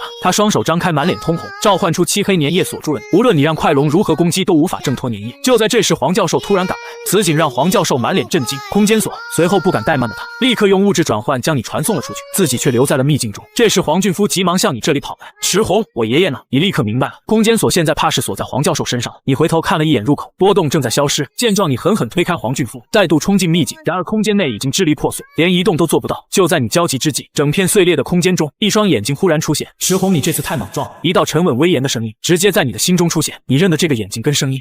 帕路奇亚。此时你的面前空间微微扭曲，一双眼眸现世，正是空间之神帕路奇亚。这时帕路奇亚的心声再次传来：你积蓄的唤醒之力，这次会被我耗尽。我只有1分钟沟通之后便会再度沉睡。闻言你心头一震，这不是解锁，是帕路奇亚专程来救济。为什么会具象化？还和我一起穿越到御兽世界？因为父神清楚你需要宝可梦的力量，而尊贵的父神与另一位异界主宰合谋了这次具象化，而你池红是我们的代言人。闻言你瞬间明白，帕路奇亚所说的父神便是阿尔宙斯。不过你还是有些疑惑的问道：积蓄唤醒你们的力量是什么意思？我们身处不同维度，无法轻易降临，你积蓄的力量越多，我们苏醒之日越近。你放心去做你的意识空间，我在帮你镇守。闻言你恍然大悟，所谓阶梯与通道就是你自己，所谓的力量也就是解锁宝可梦。不过也确实如帕路奇亚所说，没有他镇守，按照这个世界设定，我的御兽空间早就炸了。好了，1分钟已到，此界在排斥我该回去了。我们会在维度夹缝中看你。话落，帕路奇亚便消失在空间，而残破秘境瞬间恢复如初。这时一枚指甲盖大小的晶石落在你手中，这正是帕路奇亚将整个秘境压缩成礼物赠予你。现在借助这个晶石，自己完全可以随意进入秘境。随后你召唤快龙，纵身跃上龙背，走快龙去那边，把黄教授带走。下一刻快龙冲天而起。与此同时，黄教授看着失效的空间锁，满脸震惊。正当他弯腰准备捡起地上的空间锁时，你乘龙俯冲而下。黄教授放下机缘，瞬间一道劲风逼退黄教授。随后你从快龙身上跳下，捡起了空间锁。见状，黄教授露出了惊愕的表情。池红，你怎么回来了？你都能来救我，我自然也可以来救你。闻言，黄教授看着你手中空间锁，苦笑着道：这东西是有时间限制，只能用1个月，而遇水救火也不是什么稀罕物。靠，你大失所望。不过还是记下了它的特征，毕竟本该坍塌，怎么会瞬间恢复？黄教授转而问道。闻言，你摇摇头，不清楚，或许是某个掌控空间的神出手稳定了这里。话落，黄教授笑着点了点你这小家伙，赶紧离开，免得再出变故。随后你们2人便向出口走去。外部秋瑾带着学员们焦灼等待。不多久，见你们2人有说有笑走出，众人立刻围了上来。李总见此也长舒一口气，他可知道你跟燕教授关系，你出事了。精灵御兽者大学可好不了哪去了。第2天，你约路遥来到精灵的朝阳会，准备将答应送给他的兽宠交给他。不多久，训练室内，你掏出3个红白球，一把扔了出去，一只黄色的电狗，一只站着挠袋的地面属性大耗子，一只巨大的甲虫。见此，路遥指着甲虫大为震惊，我靠，你这3个差的也太多了吧？明眼人一眼就能看出那个大家伙最强啊，那这一只暴虐化胸甲就送你。但路遥担忧自己 B 级御兽者驾驭不了，闻言你召唤出快龙，瞬间震慑胸甲，叮嘱他听路遥的话，不然就送他去西天。胸甲见见状立刻服软屈服。行了，这样你就放心吧。记得把之前那个收纳装置的钱折现给我，我吃点亏就不另外收你钱了。话落，你便离开了会所。这时你收到了招文暗杀者账号的消息，禁地之旅已经确定了，位置在燕京，你最晚要3天后抵达。见此，你决定今天就前往燕京，反正还有时间，正好去陪陪朝霞。第二天，燕京市一处酒店内，你想拿出了从禁地那里拿到的气息果实。气息果实增强宠兽的气息，使使用的宠兽实力获得提升。同时，你手中又出现了一个糖果，果然不出意外的话，肯定是出意外了。你竟然解锁了99999个神奇糖果，我发誓我绝对没有开，因为我从来就没关过。随后你平息下自己激动的心情，然后给朝霞发消息。朝霞看到消息，瞬间察觉你也在燕京，立刻给你发送定位，然后抱着球球海誓冲出母亲的职工宿舍。顺带提一嘴，朝霞的母亲是燕京御兽者大学的教授，所以朝霞自然跟母亲住在职工宿舍。随后整整一整天，你都陪着朝霞逛商场，直到晚上你们才回到酒店。然而第二天一早，朝霞还在睡觉，朝文的电话就给你打了过来。我去你大爷的赤红，我对你那么好，你睡我闺女是吧？你信不信老子现在就去整死你？我让你去看看他，我没让你把人家拐进酒店啊！见状，你捂住话筒，朝着卫生间走去。朝叔，你这话说的就不对了，我如果睡的不是你闺女，那岂不是更加严重吗？闻言，朝文沉默了，他一点没有办法反驳。随后他话锋一转，暗杀者的人已经有到的，他们都很危险，总之多注意点，为了朝霞千万别嘎了。说完他便挂掉了电话。这时朝霞走了过来，今天去我住的地方见见我妈吧。闻言你点了点头。不过你们二人刚走出大堂，你就发现一个年轻男子正在注视着你。见此，你直接大步走过去，站在了他的面前。你在看你妹啊？这时男子笑着伸出了手，你好，又见面了，赤红。闻言你的面色瞬间难看了起来，他知道自己的真实身份，看来是暗杀者的人。赤红怎么了？是朋友？朝霞疑惑地走了过来。男子看了朝霞一眼，然后向你露出了诡异的笑容。是，你先回去，我和他去叙旧。见此，朝霞也明白你的意思，没有任何多余的话，转脸就走，然后掏出手机给他妈发送了信息。此时你盯着他，语气平静说道：这里人多，跟我去别的地方聊。暗男子却伸手拒绝，不，我不想跟你打，只是来确认同伴位置。不过你却不为所动，怎么查出我的？你赤红是谁？很好查，有人在保护你。男子笑着夸赞。然而你此时已经脸色阴沉，给我一个不杀你的理由，别装了，这里人多，你敢动手吗？闻言你冷冷一笑，你说对了一半。话音未落，路卡利欧瞬间出现男子身后，一拳向男子挥出，不过却男子背后一个爪子死死挡住。见此，你掏出麦个手环，路卡利欧麦个进化。正在这剑拔弩张之际，突然一道可爱且呆滞的嗓音响起：你们在干什么？闻言你余光一瞥，一个小女孩已然出现在你们身后。这时女孩又向你靠近一步，我是叶柔，她叫沈玉芝，你呢？赤红，你叫什么名字？暗杀者组织的种子都不做伪装，坦然相见吗？你皱着眉头问道。但此时的路卡利欧可不管这些，一记子弹拳，砰一声将沈玉芝宠兽轰到身后的墙上。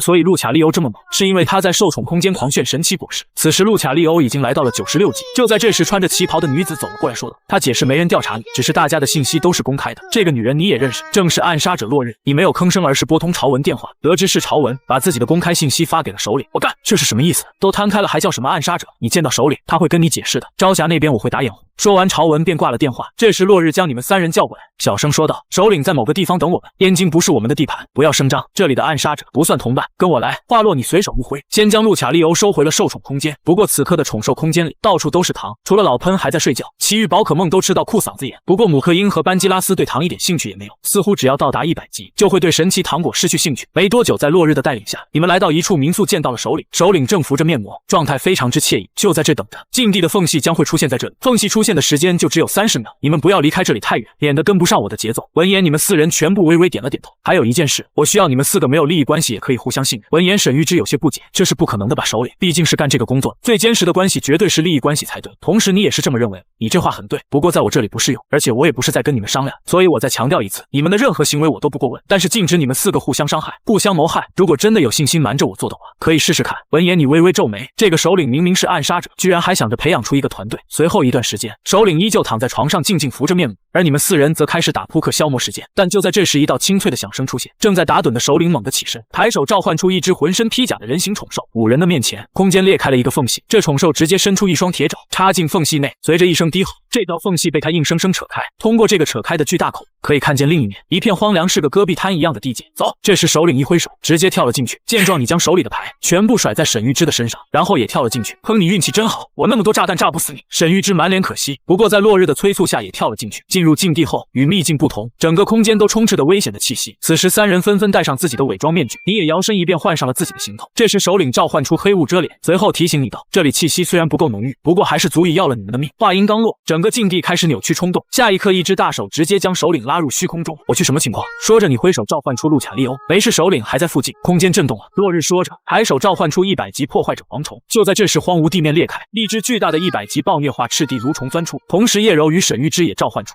100级月霸空斗兔与100级暗灵面位。就在这时，蠕虫大吼一声，从嘴中喷射出屎黄色的射线。见状，路卡利欧立刻带着你闪开，而一旁的空斗兔与则破坏者蝗虫也分别使用技能抵消了攻击。不过沈玉之却满脸狰狞，虽然暗灵面位抵挡住了攻击，不过屎黄色的泥浆还是沾染上了他的西装。但下一刻，一阵尖锐的爆鸣声出现，地面再度钻出数只巨大的赤地蠕虫，3只。沈玉之有些兴奋，赤红，我们2个一人一个，小兔和落日对付一个敢不敢？你没空搭理他。正准备对付喷屎那只，远处突然传来急速移动的声音，下一瞬，一只红色的巨大蝎子突然出现，一击就将一只赤地蠕虫刺穿。见状，落日沉声提醒，先后撤，等他解决赤地蠕虫再动手。闻言，众人立刻停住攻势，随即他询问众人是否要收服这只暴虐化黑甲蟹。不过沈玉之、叶柔觉得暴虐化受宠不好培育，纷纷拒绝了，而你则在刚刚解锁了一只龙王蟹，所以对此也没有兴趣。另一边，暴虐黑甲蟹正用尾巴勾住赤地蠕虫，片刻便将其撕碎，而2只赤地蠕虫喷射泥浆反击，却无法对黑甲蟹造成伤害。下一刻，黑甲蟹径直冲上去厮杀。见状，落日一声令下，就是现在干掉他。闻言，他的蝗虫宠兽开始训，随后轰的一发破坏炮射出。这一击虽然重创了黑甲蟹，不过却没有将其解决。见此，路卡利欧立刻发射真气弹，一声爆炸瞬间击碎了黑甲蟹的蝎尾。随后，叶柔跟沈玉之开始补刀，但2人的受宠合力攻击下，暗灵面位最终穿刺其身体，从其身体中掏出了暴虐核。同时，你的预售空间内也解锁了新的道具。就在刚刚，你们4人合力解决100级暴虐化黑甲蟹，成功拿下了他的暴虐核心。同时，你的系统空间内也解锁了精通种子。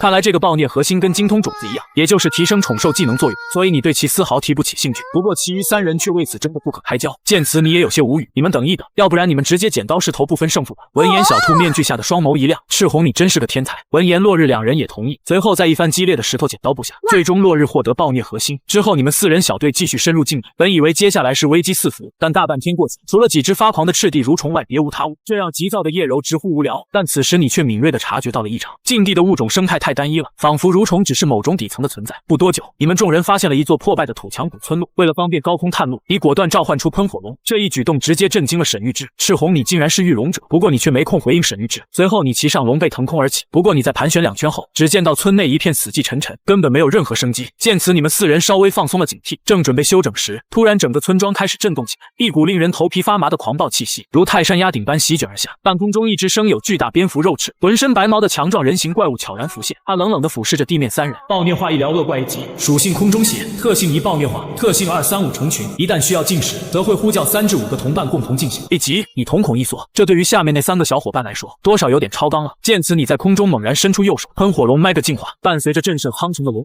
喷火龙瞬间被狂暴的能量吞噬，顷刻间进化成喷火龙 X。同一时间，地面的落日也嗅到了死亡的气息，离开召唤出一尊2米多高、披着长袍的巨型蜈蚣。百足之蜈100级，属性虫法师，特性奥秘，百足之蜈可以学习所有属性的技能。面对半空中的 A 级威胁，落日率先指挥百足之蜈使用火焰。见状，你也让喷火龙使用地球上跑。下一刻，Mega 喷火龙宛如一发陨石，带着击碎骨骼的恐怖力道，一记龙之斧冲死砸中怪物，紧接着补上一记大字暴雨。此时沈玉之满脸震撼，没想到我们这个4人小队竟然藏着2位超1级战力。不过即使在2大杀招和百足之蜈的持续轰炸下，这只医疗恶怪依旧在火海中挣扎许久才倒下。与此同时，怪物的3、5成群的特性应验，半空中再度浮现出4只垂涎欲滴的医疗恶怪，一人一个。下一刻，沈玉之与叶柔果断开启气息强化。另一边，你直接从高空跃下，在路卡利欧的超能力护航下平稳落地。没了顾忌的喷火龙凶相毕露，双爪凝聚出紫色能量巨刃，瞬间龙爪破空而出，仅仅一个照面，刚刚还十分抗揍的怪物竟被瞬间斩首捏爆。这时你才恍然大悟，物理切割才是他们的致命弱点。然而就在你准备让喷火龙清场支援队友时，背后却突然悠悠地传来首领的声音。这位神出鬼没的首领竟利用危险的空间夹层魔法一直在暗中观察，他拦住了想要带飞全场的你，一直碾压，何谈更进一步？你别这样，吓我一跳，我的路卡利欧都差点动手了。你满脸无奈地说道。闻言，首领尴尬地挠挠头，抱歉，这个空间系是我最近才研究出来，还不是很熟练，稍有不慎就会有出两情况。看着首领摸着后脑勺大笑，你心中出现了一感觉，这首领到底靠谱不靠谱啊？最终在3人不懈的轰炸与消耗下，其余3只怪物也被解决，不过全场仅掉落了一颗暴虐核。最后叶柔凭借石头剪刀布的成功将其收入囊中。休息期间，沈玉之查阅图鉴看中了医疗恶怪，暴虐化宠兽很难驯服，之后若再遇到，劳烦各位帮我用气息压制，我好将其收服。此时你有些疑惑，随后问道，难道不是打服了直接用收纳装置关起来了？闻言叶柔有些吃惊，哥你可是超 A 级御兽者，居然不懂怎么用气息压制宠兽。见此你也无言以对，毕竟你抓兽宠全靠精灵球。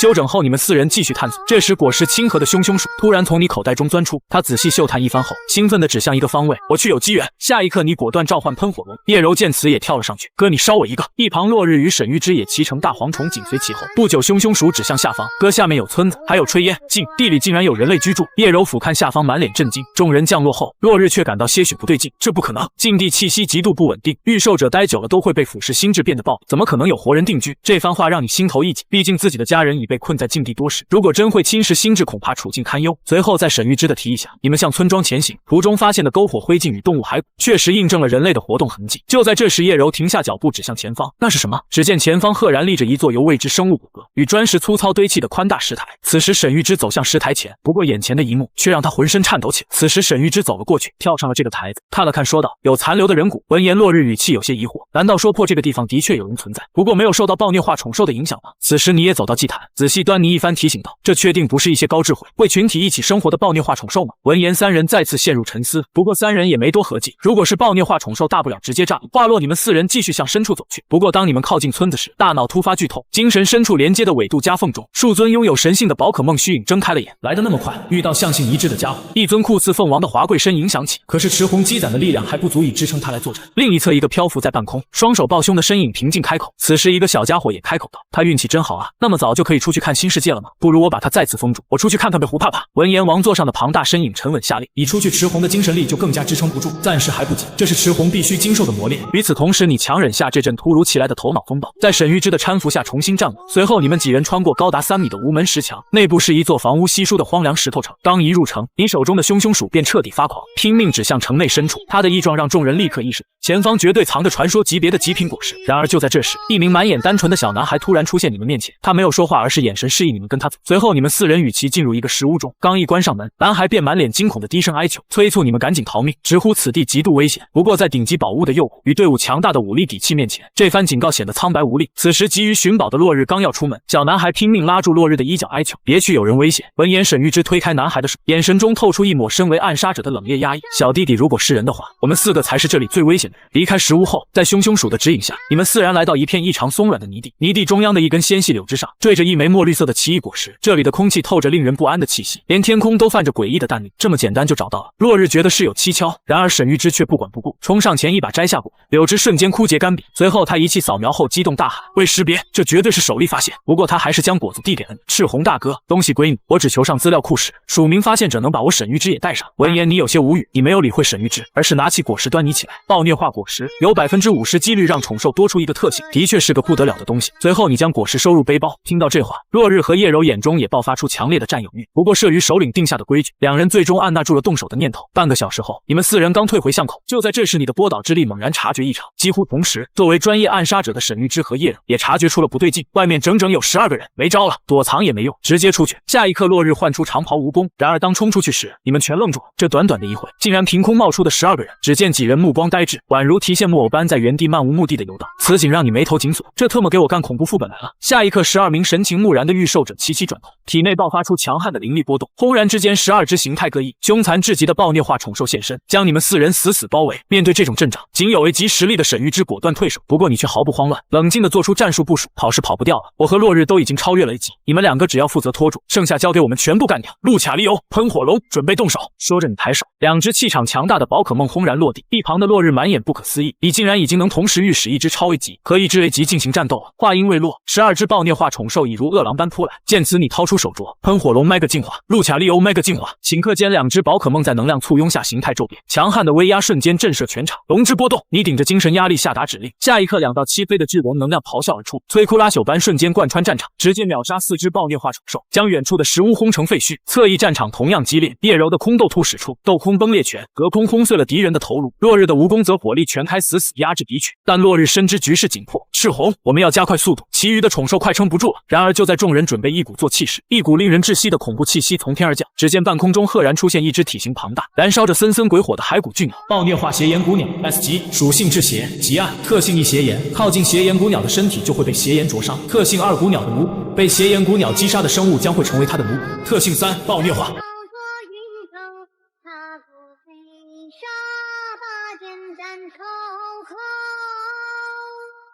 此时空中一只 S 级暴虐化邪炎古鸟赫然出现，我去，这是给我干鸟窝来了。不过你也毫无畏惧，甚至有些小激动。落日小兔还有沈玉芝，底下交给你们，我要全心全意和上面那个家伙对战。话落为了速战速决，你顶住成倍激增的精神压力，直接让麦格喷火龙、麦格路卡利欧双双开启钛金化。下一刻，你大吼下达指令，喷火龙龙之俯冲，路卡利欧最大功率铁蹄光线，顷刻间两只宝可梦全身汇聚狂暴能量，随后轰然向邪炎古鸟袭去。然而邪炎古鸟并未受到致命伤，反而开始汇聚更加恐怖的。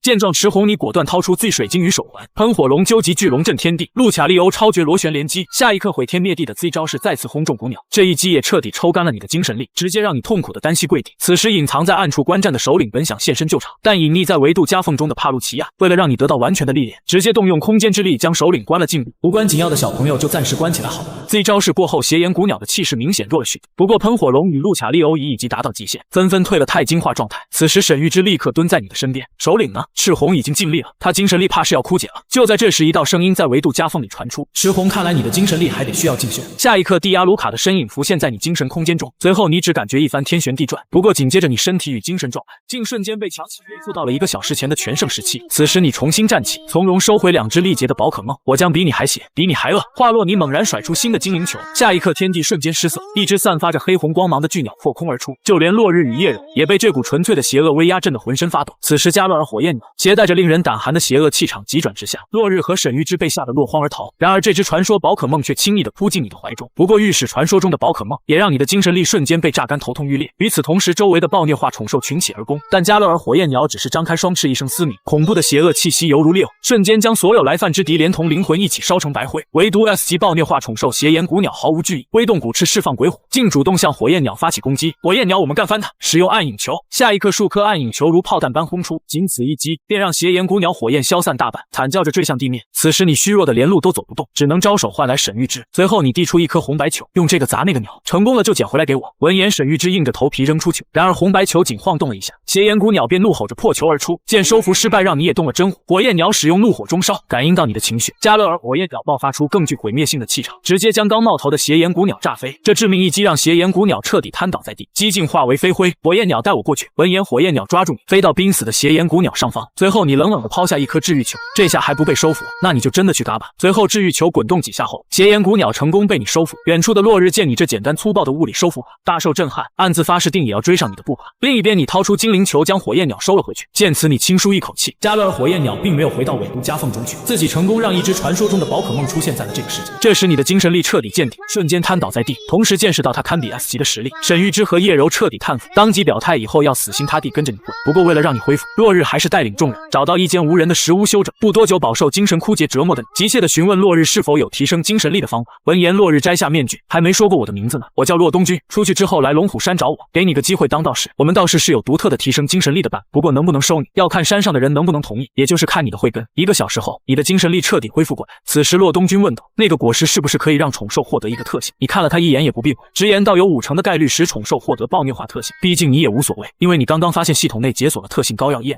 看来只要获得与宝可梦道具相性不合的物品，系统就会自动生成强化版的专属道具。这时骆东君提出了交易，你去龙虎山的时候，如果他们不同意，我也会把修炼精神的方法交给你，但是我需要你那个果实跟我换。闻言你沉默了，为何不直接一点，直接跟我说，让我拿果实跟你换就好了。话落，骆东君面露沉思之色，你看他那个样子，几乎可以确定骆东君就是个傻子包，表面上很沉稳机智，然而实际上非常普通的逻辑关系，他反而有点理不清楚。与此同时，燕京市你们几人刚刚住过的红浪漫民宿，此刻已经被完全封锁了。此时燕京市被完全封锁的红浪漫民宿外，一名老者面露癫狂，不顾执法者阻拦，执意让大学里的天骄们进入这处禁地历练，企图让学生获取暴虐化宠兽，来稳固学校全国第1的排名。不过他却不知里头的怪物早被你击败，真正危险早已不是那些暴虐化宠兽，而是你们暗杀者4人组。此时空间裂缝内，首领已经急了，他已经用了很多种方法，就是死活出不去，但是又不敢在空间裂缝里过于发力，毕竟一不留神，空间就会碎裂，自己也会一命呜呼。与此同时，你也休整完毕，由于首领迟迟未归，你们4人决定继续向最深处探索。不过没走多远，那个曾警告过你们，满脸呆滞的小男孩再次出现，不行，触发我敏感点了。沈玉芝脸色一黑，我要把他干掉。但骆东君却冷静地拦住了沈玉芝，等等，你先别着急，这小男孩毕竟没有伤害过我，而且干掉了他会不会打破境地的平衡，导致空间出现意外？闻言，叶柔也同样的点了点头。随后在骆东君带领下，你们准备无视小男孩，然而在路过时，你却察觉一丝不对，猛然回头，正巧捕捉到小男孩脸上那抹僵住的怪异微笑。见此，你没有废话，一把掐住男孩脖子，并召唤出100级宠兽索罗亚克。下一刻，索罗亚克利爪瞬间刺入男孩后颈，硬生生拔出了一条暴虐化寄生蠕虫，看来这虫子能操控宿主。之前小男孩喊咱们跑，仅仅是他残存的潜意识，这里还有脏东西。你看着死去的虫子，语气阴沉。不过骆东君看着尸体没有任何波澜，而是淡淡的说道：“计划不变，接着往深处走。”但就在这时，索罗亚克突然拉住你的胳膊，见此你蹲下身，将波导之力探入男孩体内，真是让我惊讶，竟然没尬。你要救他吗？骆东君看着重伤的小男孩问道。需要从他身上得到一些情报，看样子这个小男孩是知道些什么。说着，你施展波导力护住男孩心脉，顷刻间男孩脖子上的致命伤竟在自行愈合。见此你也大惊，这绝对是非常人的体质。随后你将小男孩安置在制裁绞尸背上后，你们4人继续向小镇深处前进。不过这镇子内部的空间大的诡异，与先前在半空中俯瞰时的景象截然不同。但为了继续深入探路，你释放出了强行收纳的 S 级暴虐化宠兽邪炎古鸟。下一刻，伴随邪恶气息，古鸟赫然出现，企图将你反扑噬主，但你神色自若，果断按下装有加勒尔火焰鸟的宝可梦球。顷刻间，一丝极具压倒性的邪恶气息爆发而出，瞬间邪炎古鸟就被这恐怖的威压震慑，乖乖收拢古翼伏地。见状，你冷声发问：“这附近你是最强的吗？”闻言，邪炎古鸟昂起脑袋，一副老子天下第一的模样。很显然，他极度自信。这里那么多年，不知道嘎了多少进来的御兽，算了，白问了，滚回球里待着吧。随后，你掏出精灵球，将其收了回去。一旁3人见你这番硬控 S 级暴虐宠兽的雷霆手段，纷纷亚麻呆住。此时，你看了眼尸背的小男孩，随后一把将其拽了下来。醒了就下来自己走。见此，男孩尴尬的落地，瑟缩着退后了几步。你怎么在这里？家里大人呢？骆东君冷冷的盘问。闻言，男孩捏着衣角紧张的说道：“在家里，都在家里。我之前被蠕虫寄生，控制不住自己跑出来了，要不要到我家休息一下？”闻言，你点头应允，想看看他要搞什么鬼。不多久，在男孩的带领下，4人来到一处被挖空的巨石洞窟前。哥哥姐姐们，你们进去吧。不过叶柔留了一个心眼，说道：“你小子先进去。”见此，男孩毫无意义的顺从走进洞窟，一边走一边高声呼喊：“妈妈，妈妈！”但话音未落，一股危险至极的波动猛地从洞内传出。见此，沈玉之脸色骤变，这股气息是暴虐化宠兽。下一刻，一只长着尖锐短角、背生双翼、下半身是羊蹄的半人怪物冲了出来，一把将小男孩死死护在怀里。暴虐化克里恩羊人，等级85级，属性念力，空中大地，特性暴虐化。看着怪物对男孩流露出的极度依恋，你和骆东君对视一眼，脑海中同时闪过一个非常离谱的推断。这时克里恩羊人大喊一声，死死盯着你们几人，拉是他们救了我，不可以凶他们。小男孩急忙安抚，在这份羁绊下，本能的暴虐化宠兽竟真的收敛了杀气。随后你们几人进入洞窟后，男孩抛出了那个让全场震惊的真相：如你们所见，这是我妈妈，我是混血儿，是暴虐化宠兽与人类御兽者结合生下的孩子。我保留了人类的外形，但没有遗传妈妈的力量。随后小男孩苦涩一笑，话锋一转：你们来这里也是为了得到禁忌气息的吧？闻言你露出疑惑之色，对着骆东君问道：禁忌气息那是什么东西？不过貌似骆东君也不知道这是个啥。这时叶柔打岔道：哥管它是啥呢？听着名字一看就是好东西。闻言你简单思绪了下，随后立刻对小男孩说道：你能带我们去找？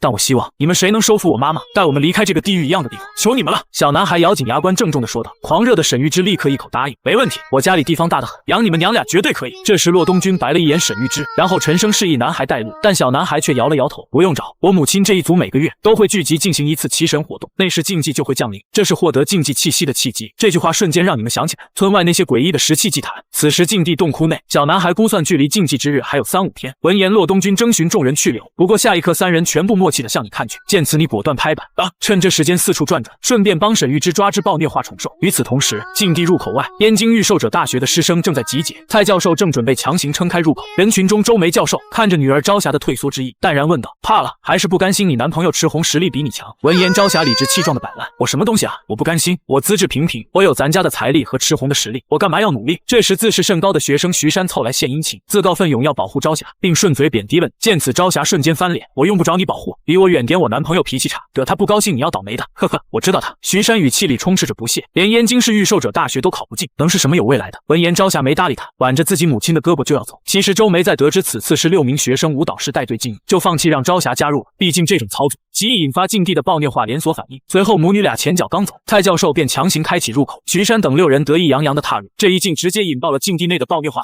此时整个禁地地面疯狂震颤，海量蠕虫破出，空中巨鸟盘旋。此时正奏着黑甲蝎子的沈玉之都懵了，有外人进来了，引发了连锁反应。然而面对扑面而来的怪兽狂潮，你非但不慌，反而高举右手兴奋喊道：无所谓，连锁就刷闪，喷火龙，卖个净化，好，跟大哥刷闪。叶柔虽然不懂，但也跟着热血欢呼。同时在无人察觉的空间夹缝，原本操作这一切的首领陷入了深深的思考，他觉得自己好像被人做局了。此时喷火龙飞到空中释放喷射火焰，将成片的蠕虫成片轰杀。不过此番操作也让你精神力有些力竭，见此你只能放弃放出邪炎古鸟的想法。与此同时，燕京御兽大学的徐山等人正在禁地另一边悠哉游荡，几人察觉到周遭气息变弱，瞬间信心爆棚，于是徐山带着几人开始往深处走。另一边空中的鸟形兽也加入围剿，骆东君眉头紧锁，这样下去体力和精神力早晚耗尽，进来也没说这是无尽模式啊。就在话音刚落，一只骚粉色的蝎子在黑色虫巢中赫然现身，正是极其稀有的闪光宠兽。沈玉之见此，双眼瞬间放光，激动大大呼：“赤红果然没有骗我。”骆东君也同样双眼瞪大：“不要了！”看着争执的两人，你果断掏出2个红白球扔给他们，并召唤出了已经满级的制裁角师。现在的情况根本不允许慢吞吞的做气息压制，先合力打倒那个蝎子，你们拼手速吧！说罢，制裁角师一发炽热吐息，配合喷火龙大字研爆，瞬间顶住了大半兽潮的压力。下一刻，沈玉之3人趁机激活闪光黑甲蝎，黑甲蝎的甲壳瞬间被打裂。见此，沈玉之表情狰狞，狠狠掷出红白球，黑甲蝎是我的。骆东君也丝毫不让步，紧随其后扔出精灵球。不过沈玉之的力气要比他大上不少，他的精灵球率先碰到黑甲蝎，随后精灵球晃动2下成功停下，收复成功了。沈玉之顺利捕获异色黑甲蝎，不过4周暴虐化兽潮还在持续增加。见此，骆东君紧张地说道：“这样下去，我们连挖暴虐河的时间都没有，更没机会在奇神活动上得到禁忌的气息了。”闻言，你当机立断吼道：“随便挖几个，然后撤！”话落，你们4人迅速挖走几颗暴虐河后飞速撤。下一刻，失去外来目标的暴虐兽在原地开始了自相残杀。很快，你们逃至一处峡谷，但你们4人却发现误入了克里恩洋人的老巢。此时，3只超越 A 级实力的红眼洋人死死盯着你们。哥，接着撤吧，没必要在这里浪费体力和精神力。叶柔果断提议：“走！”你立刻带头转移。你还指望这些洋人去举行奇神仪式，并不想现在就下杀手。与此同时，徐山一伙人途径你们之前的战场。虽然徐山察觉到气息杂乱，但还是自信地说道：“大家不用紧张，这里不可能有其他御兽者存在，不然暴虐化连锁反应早就开始了。”另一边，逃亡近1个小时后，狂暴的气息逐渐平息，没必要再进行任何战斗了。骆东君分析局势后提议：“现在回那个小男孩家里进行补给，连锁反应的时间快结束。”闻言，你也点头同意，换上快龙，载着众人风驰电掣般赶往男孩家中。然而误打误撞的徐山一行人却来到男孩家中，面对这群不速之客，男孩的母亲发出了震耳欲聋的怒吼，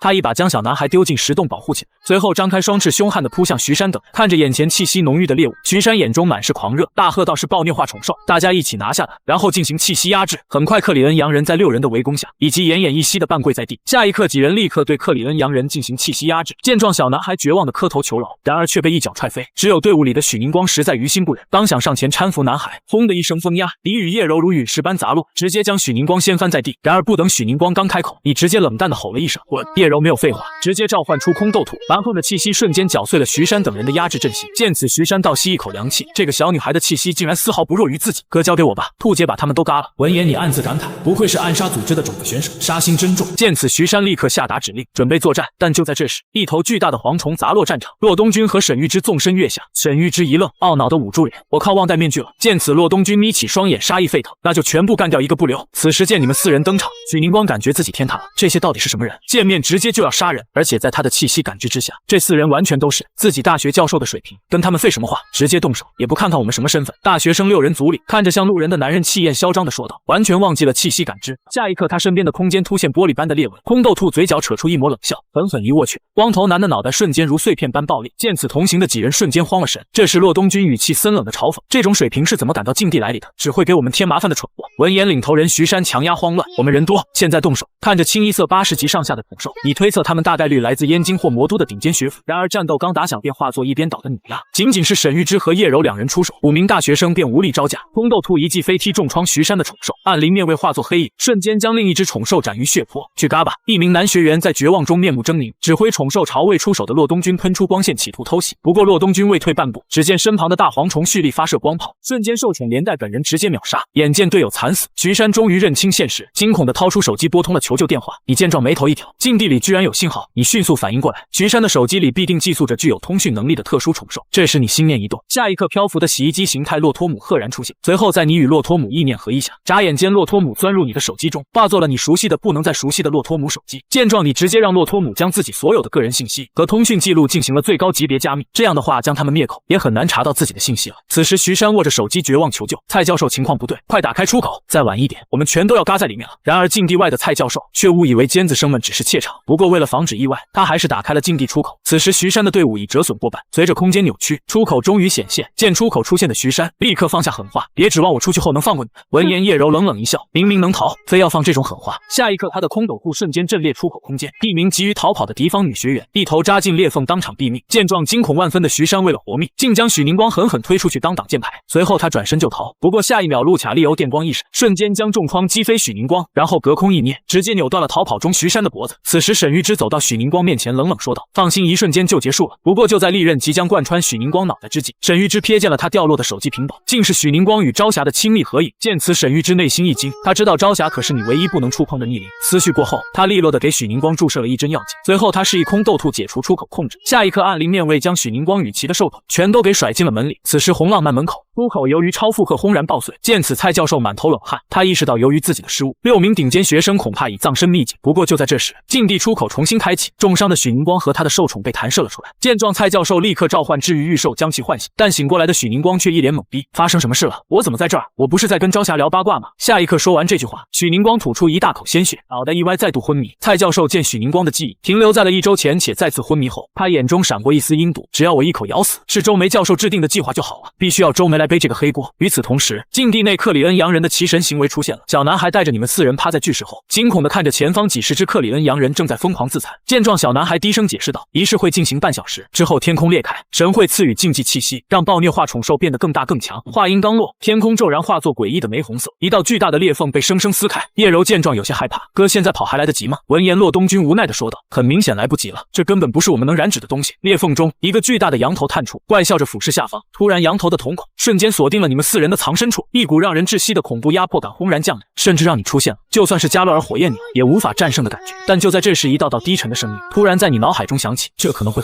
紧接着剧烈的刺痛撕裂了你的神经，随后你惨叫一声就彻底昏死了过去。就在这生死攸关之际，苍穹突变，雷霆轰鸣，一只暗红与漆黑交错的狰狞巨爪从维度夹缝中悍然探出，一把捏住裂缝中的羊头，像捏碎面团般将其瞬间捏成一团血雾。来者正是加勒尔地区的无极泰纳。就在刚刚，无极泰纳出手，直接解决了撕碎空间凭空出现的大羊头。此时你再次睁开眼，只见自己正躺在一间医院内。见状，你立刻召唤出洛托姆。洛托姆，我这是在哪？发生什么事了？随后洛托姆告知你已昏迷5天，是沈玉芝将你带回了大通市的家中休养。不多久，沈玉芝走了过来，他向你讲述了逃生经过。闻言，你立刻就明白了，那是无极泰纳越过维度裂缝降临的本体。沈玉芝这时掏出一个腕带交给了你，这个腕带是从你身上掉落，现在还给你。你惊异的发现这竟然是一条极巨化腕带，但想了想你就释然了。无极泰纳都出现了，送我一个极巨化腕带也是正常的。战利品分好了，暴虐化果实和禁忌气息都给你留着，暴虐盒分你6个没意见吧？沈玉芝挥挥手郑重说道。闻言，你笑了笑，暴虐盒我不要了，全给你，当这段时间的住宿和医疗费。见此，沈玉芝也没多说什么，但还是提醒道：石红，你精神力枯竭的程度已经接近死亡边缘，只要再受一点点刺激，必死无疑。在我这多住几天观察，需要什么随时说。交代完后，身为中医的沈玉芝便出门上班，但在门外同为暗杀者的叔叔却将他拦住。玉芝能补全灵魂碎裂的东西万分珍贵，你可只有一个，就这么给那个赤红小子用了，值得吗？闻言，沈玉芝微微一笑，眼神坚定。叔叔，经过这段时间的相处，我确信绝对不会看错他，所以我愿意先表达我的热忱之心。几天后你恢复的差不多了，再送给沈玉芝几个精灵球表达谢意后，便离开了大通市，返回了自己的别墅。不过当你刚进入别墅时，你就愣住，禁地里那个小男孩正趴在地上卖力的擦地板。你怎么在这里？下一刻，伴随着一阵欢呼，喵喵带着一众宝可梦冲出来将你扑倒。闹腾过后，喵喵指着角落里不知所措的小男孩母亲解释道：小池，这小男孩是一早被招物的爸爸送过来的喵，他说放在你这里比较合适。闻言，你准备有空去找招物，给小男孩弄个户口，毕竟他是凭空出现，现在还是黑户。随后你对着小男孩说道：这几天你先待在这，我去给你弄个户口，弄好后去上学，你妈妈就在这养老。闻言，小男孩感动的当场大哭。这时喵喵拍了拍你，小池走，带你看个东西。随后在喵喵的带领下，你来到了自己的地下室，不过这里已经被打造成一个巨大的地下基地。见此，你有些大惊，我靠，喵喵这才多久，你居然搞出个这么大的基地？震惊过后，你在自己空间内调出了禁忌气息，催化气息可以催化宠兽进行进化，成功率极高，只是似乎在进化过程中，宠兽会变得十分狂暴，会攻击眼前出现的任何事物和人。原来这个东西叫催化气息，不过这东西太邪性，你的宝可梦对这股气息都极度排斥甚至干呕。见状，你直接将其收了起来。接下来的2周，你跟着燕教授迅速掌握了多项御兽技能，趁此机会你也正式提出了提前毕业的申请。毕竟大学里的御兽知识对你来说已经完全没用，所以你也想找个像执法队这种有明确晋升制度的大组织来发展自己的势力。闻言，燕教授点头答应，但还是提出了一个附带条件。没问题，但我希望是在学院争霸赛之后，我想让你把精灵大学的顺位打到第1，这是你母亲一直努力却未能完成的愿望。得知这是母亲的遗憾，你毫不犹豫地接下了这个挑战。好，既然如此，母愿子成，今年一定是第1，没有任何的意外，因为大学生中有我无敌。第2天一早，你乘坐飞机来到了安阳市，准备找洛东君研究下成为道士的事，提升下自己的精神力。这时你带着已经满级的火焰鸡走出机场，洛东君此时已在出口等你。会合后，你们2人驱车前往龙虎山僻静的修道地。路上你随口聊起对道家顺应自然的随性看法，洛东君听后颇为惊讶，你还懂道？我也就记得个道德经的开头而已。你漫不经心的答道。不过话音刚落，洛东君神色骤变，语气异常严肃道：你说你知道道德经的开头？闻言，你察觉不对劲，立刻掏出手机搜索。我靠，这个世界道德经、易经等所有古籍，在网上竟完全查不到，没有任何信息。见此，你疑惑的问道：你说的能修炼精神力的秘籍，不会就是道德经吧？开头说与我听，千万不要妄图糊弄我。但当你刚备出道可到，非常到。骆东君便立刻打断你，神色极其凝重的要带你上山去见祖师。道德经被你一个外人知道，绝非儿戏。闻言你满头雾水，还见祖师？张道陵啊，你不是要拿秘籍跟我换爆孽化果实吗？这么紧张干嘛？闻言骆东君直接懵了。石红，你怎么知道祖师是张道陵？你是不是一直隐瞒身份，其实是别山的道士？闻言你恨不得抽自己一嘴巴。听这道爷的意思，在这个世界，那位传说中的张道陵该不会还真活着？不多久，你与骆东君徒步登上一座山中道观，见到了骆东君那正摸鱼打盹的师傅。这人你认识，他就是曾在暗杀者组织里带着落日的那个人。此时骆东君将他师傅强行叫醒后，你拿出一枚珍稀的爆孽化果实，试图交易龙虎山修炼精神力的法门。老道虽然眼馋，但碍于核心功法不外传的门规，还是果断拒绝。但就在这时，骆东君直接开口，他知道《道德经》。闻言，老道当场压马逮住，莫开这种玩笑话。随后老道摇了摇头。闻言，你直接开口，老子5000文，我知道开头。顿时老道神情瞬间凝重。所以小骆，你是要让这小子给祖师看一看？我靠！难道真有古代玉兽大能长生不老存活至今？随后面对老道探寻至高典籍来源的盘问，你随口胡扯说是地摊上淘来的。原来如此，典籍失落民间一二也不是什么奇怪的事。老道点了点头，他一副完全信了的样子。师傅他这明显是胡扯。骆东君满脸的无语，无所谓，徒儿稍坐，为师且先带赤红小友前去打点。话落，他甩了甩之后，龙行虎步的往外走去。见此，你和骆东君点了点头，跟了上去。走廊里，老道问道：赤红小友可对龙虎山有了解？这个啊，我倒是没什么了解。你挠了挠头说道。随后老道将你带至龙虎山深处一座荒废的建筑前。赤红小友，这里是伏魔之殿。看着殿内的石龟与石碑，你立刻联想到《水浒传》中洪太尉误放108星宿的典故，结合这个玉兽事件，你惊觉这里镇压的恐怕是108只可怕的根源凶兽。18年前伏魔殿遭破坏，108只凶兽尽数逃脱。老道盯着你，指着石碑上玉红而开4个字。你今年刚好18岁，又被得出《道德经》，石红你定与这里有千丝万缕的关系。老道的眼神开始变得严肃起来，甚至带着一股子肃杀之气。你立刻明白了，这老道根本没有带自己去见什么祖师的意思，而且从一开始就要把自己带来这里。我懒得跟你解释，总之你现在想要如何？关于我赤红，骆东君多少有跟你说过吧，我可不是会束手就擒的人。闻言，老道开始踱步，毕竟王上那个小子横插了一脚，王上那小子极其护短，但我只委屈你留在龙虎山。见此，你临危不乱，冷笑一声，掏出手机。首领，你听到了，他要绑架我，还叫你王小子。下一刻，手机里瞬间传出首领中二语音，竟敢不把王某人放在眼里，改日王某必亲临龙虎山，教教他谁是上司。老道听完脸色骤变，你知道王上有多麻烦吗？他来了，我师兄张天师都得哄着才行。老道立刻捏了一个手印，不停的轻声念叨：弟子无心之失，祖师勿管，祖师勿管。特么的臭道士，亮出你的宠兽，我今天就跟你掰扯掰扯。说罢，你抬手一挥，伴随剧烈震动，班吉拉斯赫然出现。的确有点东西，但是打完了，这伏魔殿修缮的钱也得你出。不过正当他召唤出自己的宠兽，忽然这山顶上刮起了狂暴的风沙。班吉拉斯麦个进化，超越极了，竟然和东君那孩子是一个级别的御兽者。老道愣了一下，骆东君也没和他说过这回事啊。骆东君，抱歉，之前不是我在境地，骆东君已经嘎了。此时在班吉拉斯造成的飞沙走石中，班吉拉斯狠狠压制住了老道的黑虎。不过为了逼老道交出精神修炼的法，一抬手便是杀招破坏死光。见状，老道的飞虎也爆发出一道黑光，顷刻间两股恐怖的能量轰然相撞，碎石漫天乱飞。然而你却没有丝毫让步的想法，立刻他往班吉拉斯嘴里塞了颗树果补充体力，然后下令继续轰击。眼看班吉拉斯口中再次迅速积蓄的毁灭能量，老道大惊失色，勉强唤出10人硬抗。不过就在这千钧一发之际，骆东君骑着巨大的蝗虫火速赶到，挡在两人中间，疯狂摆手求停。赤红，我们下去慢慢聊，再打下去山头都要被毁了。骆东君满脸恳求。见状，你瞥见远处数十个道士正骑着宠兽赶来，毕竟你本就是为交易而来，并不是想与龙虎山结仇。闻言，你点了点头，收回了班吉拉斯。不过就你们3人回到院中，气氛陷入尴尬的沉默。骆东君面带愧疚，刚准备放弃果实交易以作补偿，老道却突然叹息一声：道德经如何用来淬炼精气神的方法，我教给你。闻言，你满脸疑惑，此话当真？自然当真，但我有3个条件。随后老道竖起手指，一你不得外传，2我要你给祖师磕头，入我龙虎山道门，3若有108个根源凶兽的情报，希望你能留意并告知龙虎山，拜托了。闻言，你也明白了，听着是3个条件，核心却只有一个，那就是把你绑在龙虎山上。见此，你毫不犹豫的一口回绝：让我当道士？我没兴趣，不是让你当道士，是让你入我道门。谁规定入了道门就必须要当道士了？也不用你拜师。老道淡定的反驳。你顿时一愣，转头看向同样抚额叹息的骆东君，忍不住吐槽道：我怎么感觉他在耍我？这时老道又开口道：道德经不仅可以用来增强御兽者的精气神，最主要的是一旦修行起来，单单入门就会让御兽者当前的精神力翻上10倍不止。闻言，这个数据让你狠狠的震惊住了，10倍还不止，那岂不是自己就有机会随便催使神兽？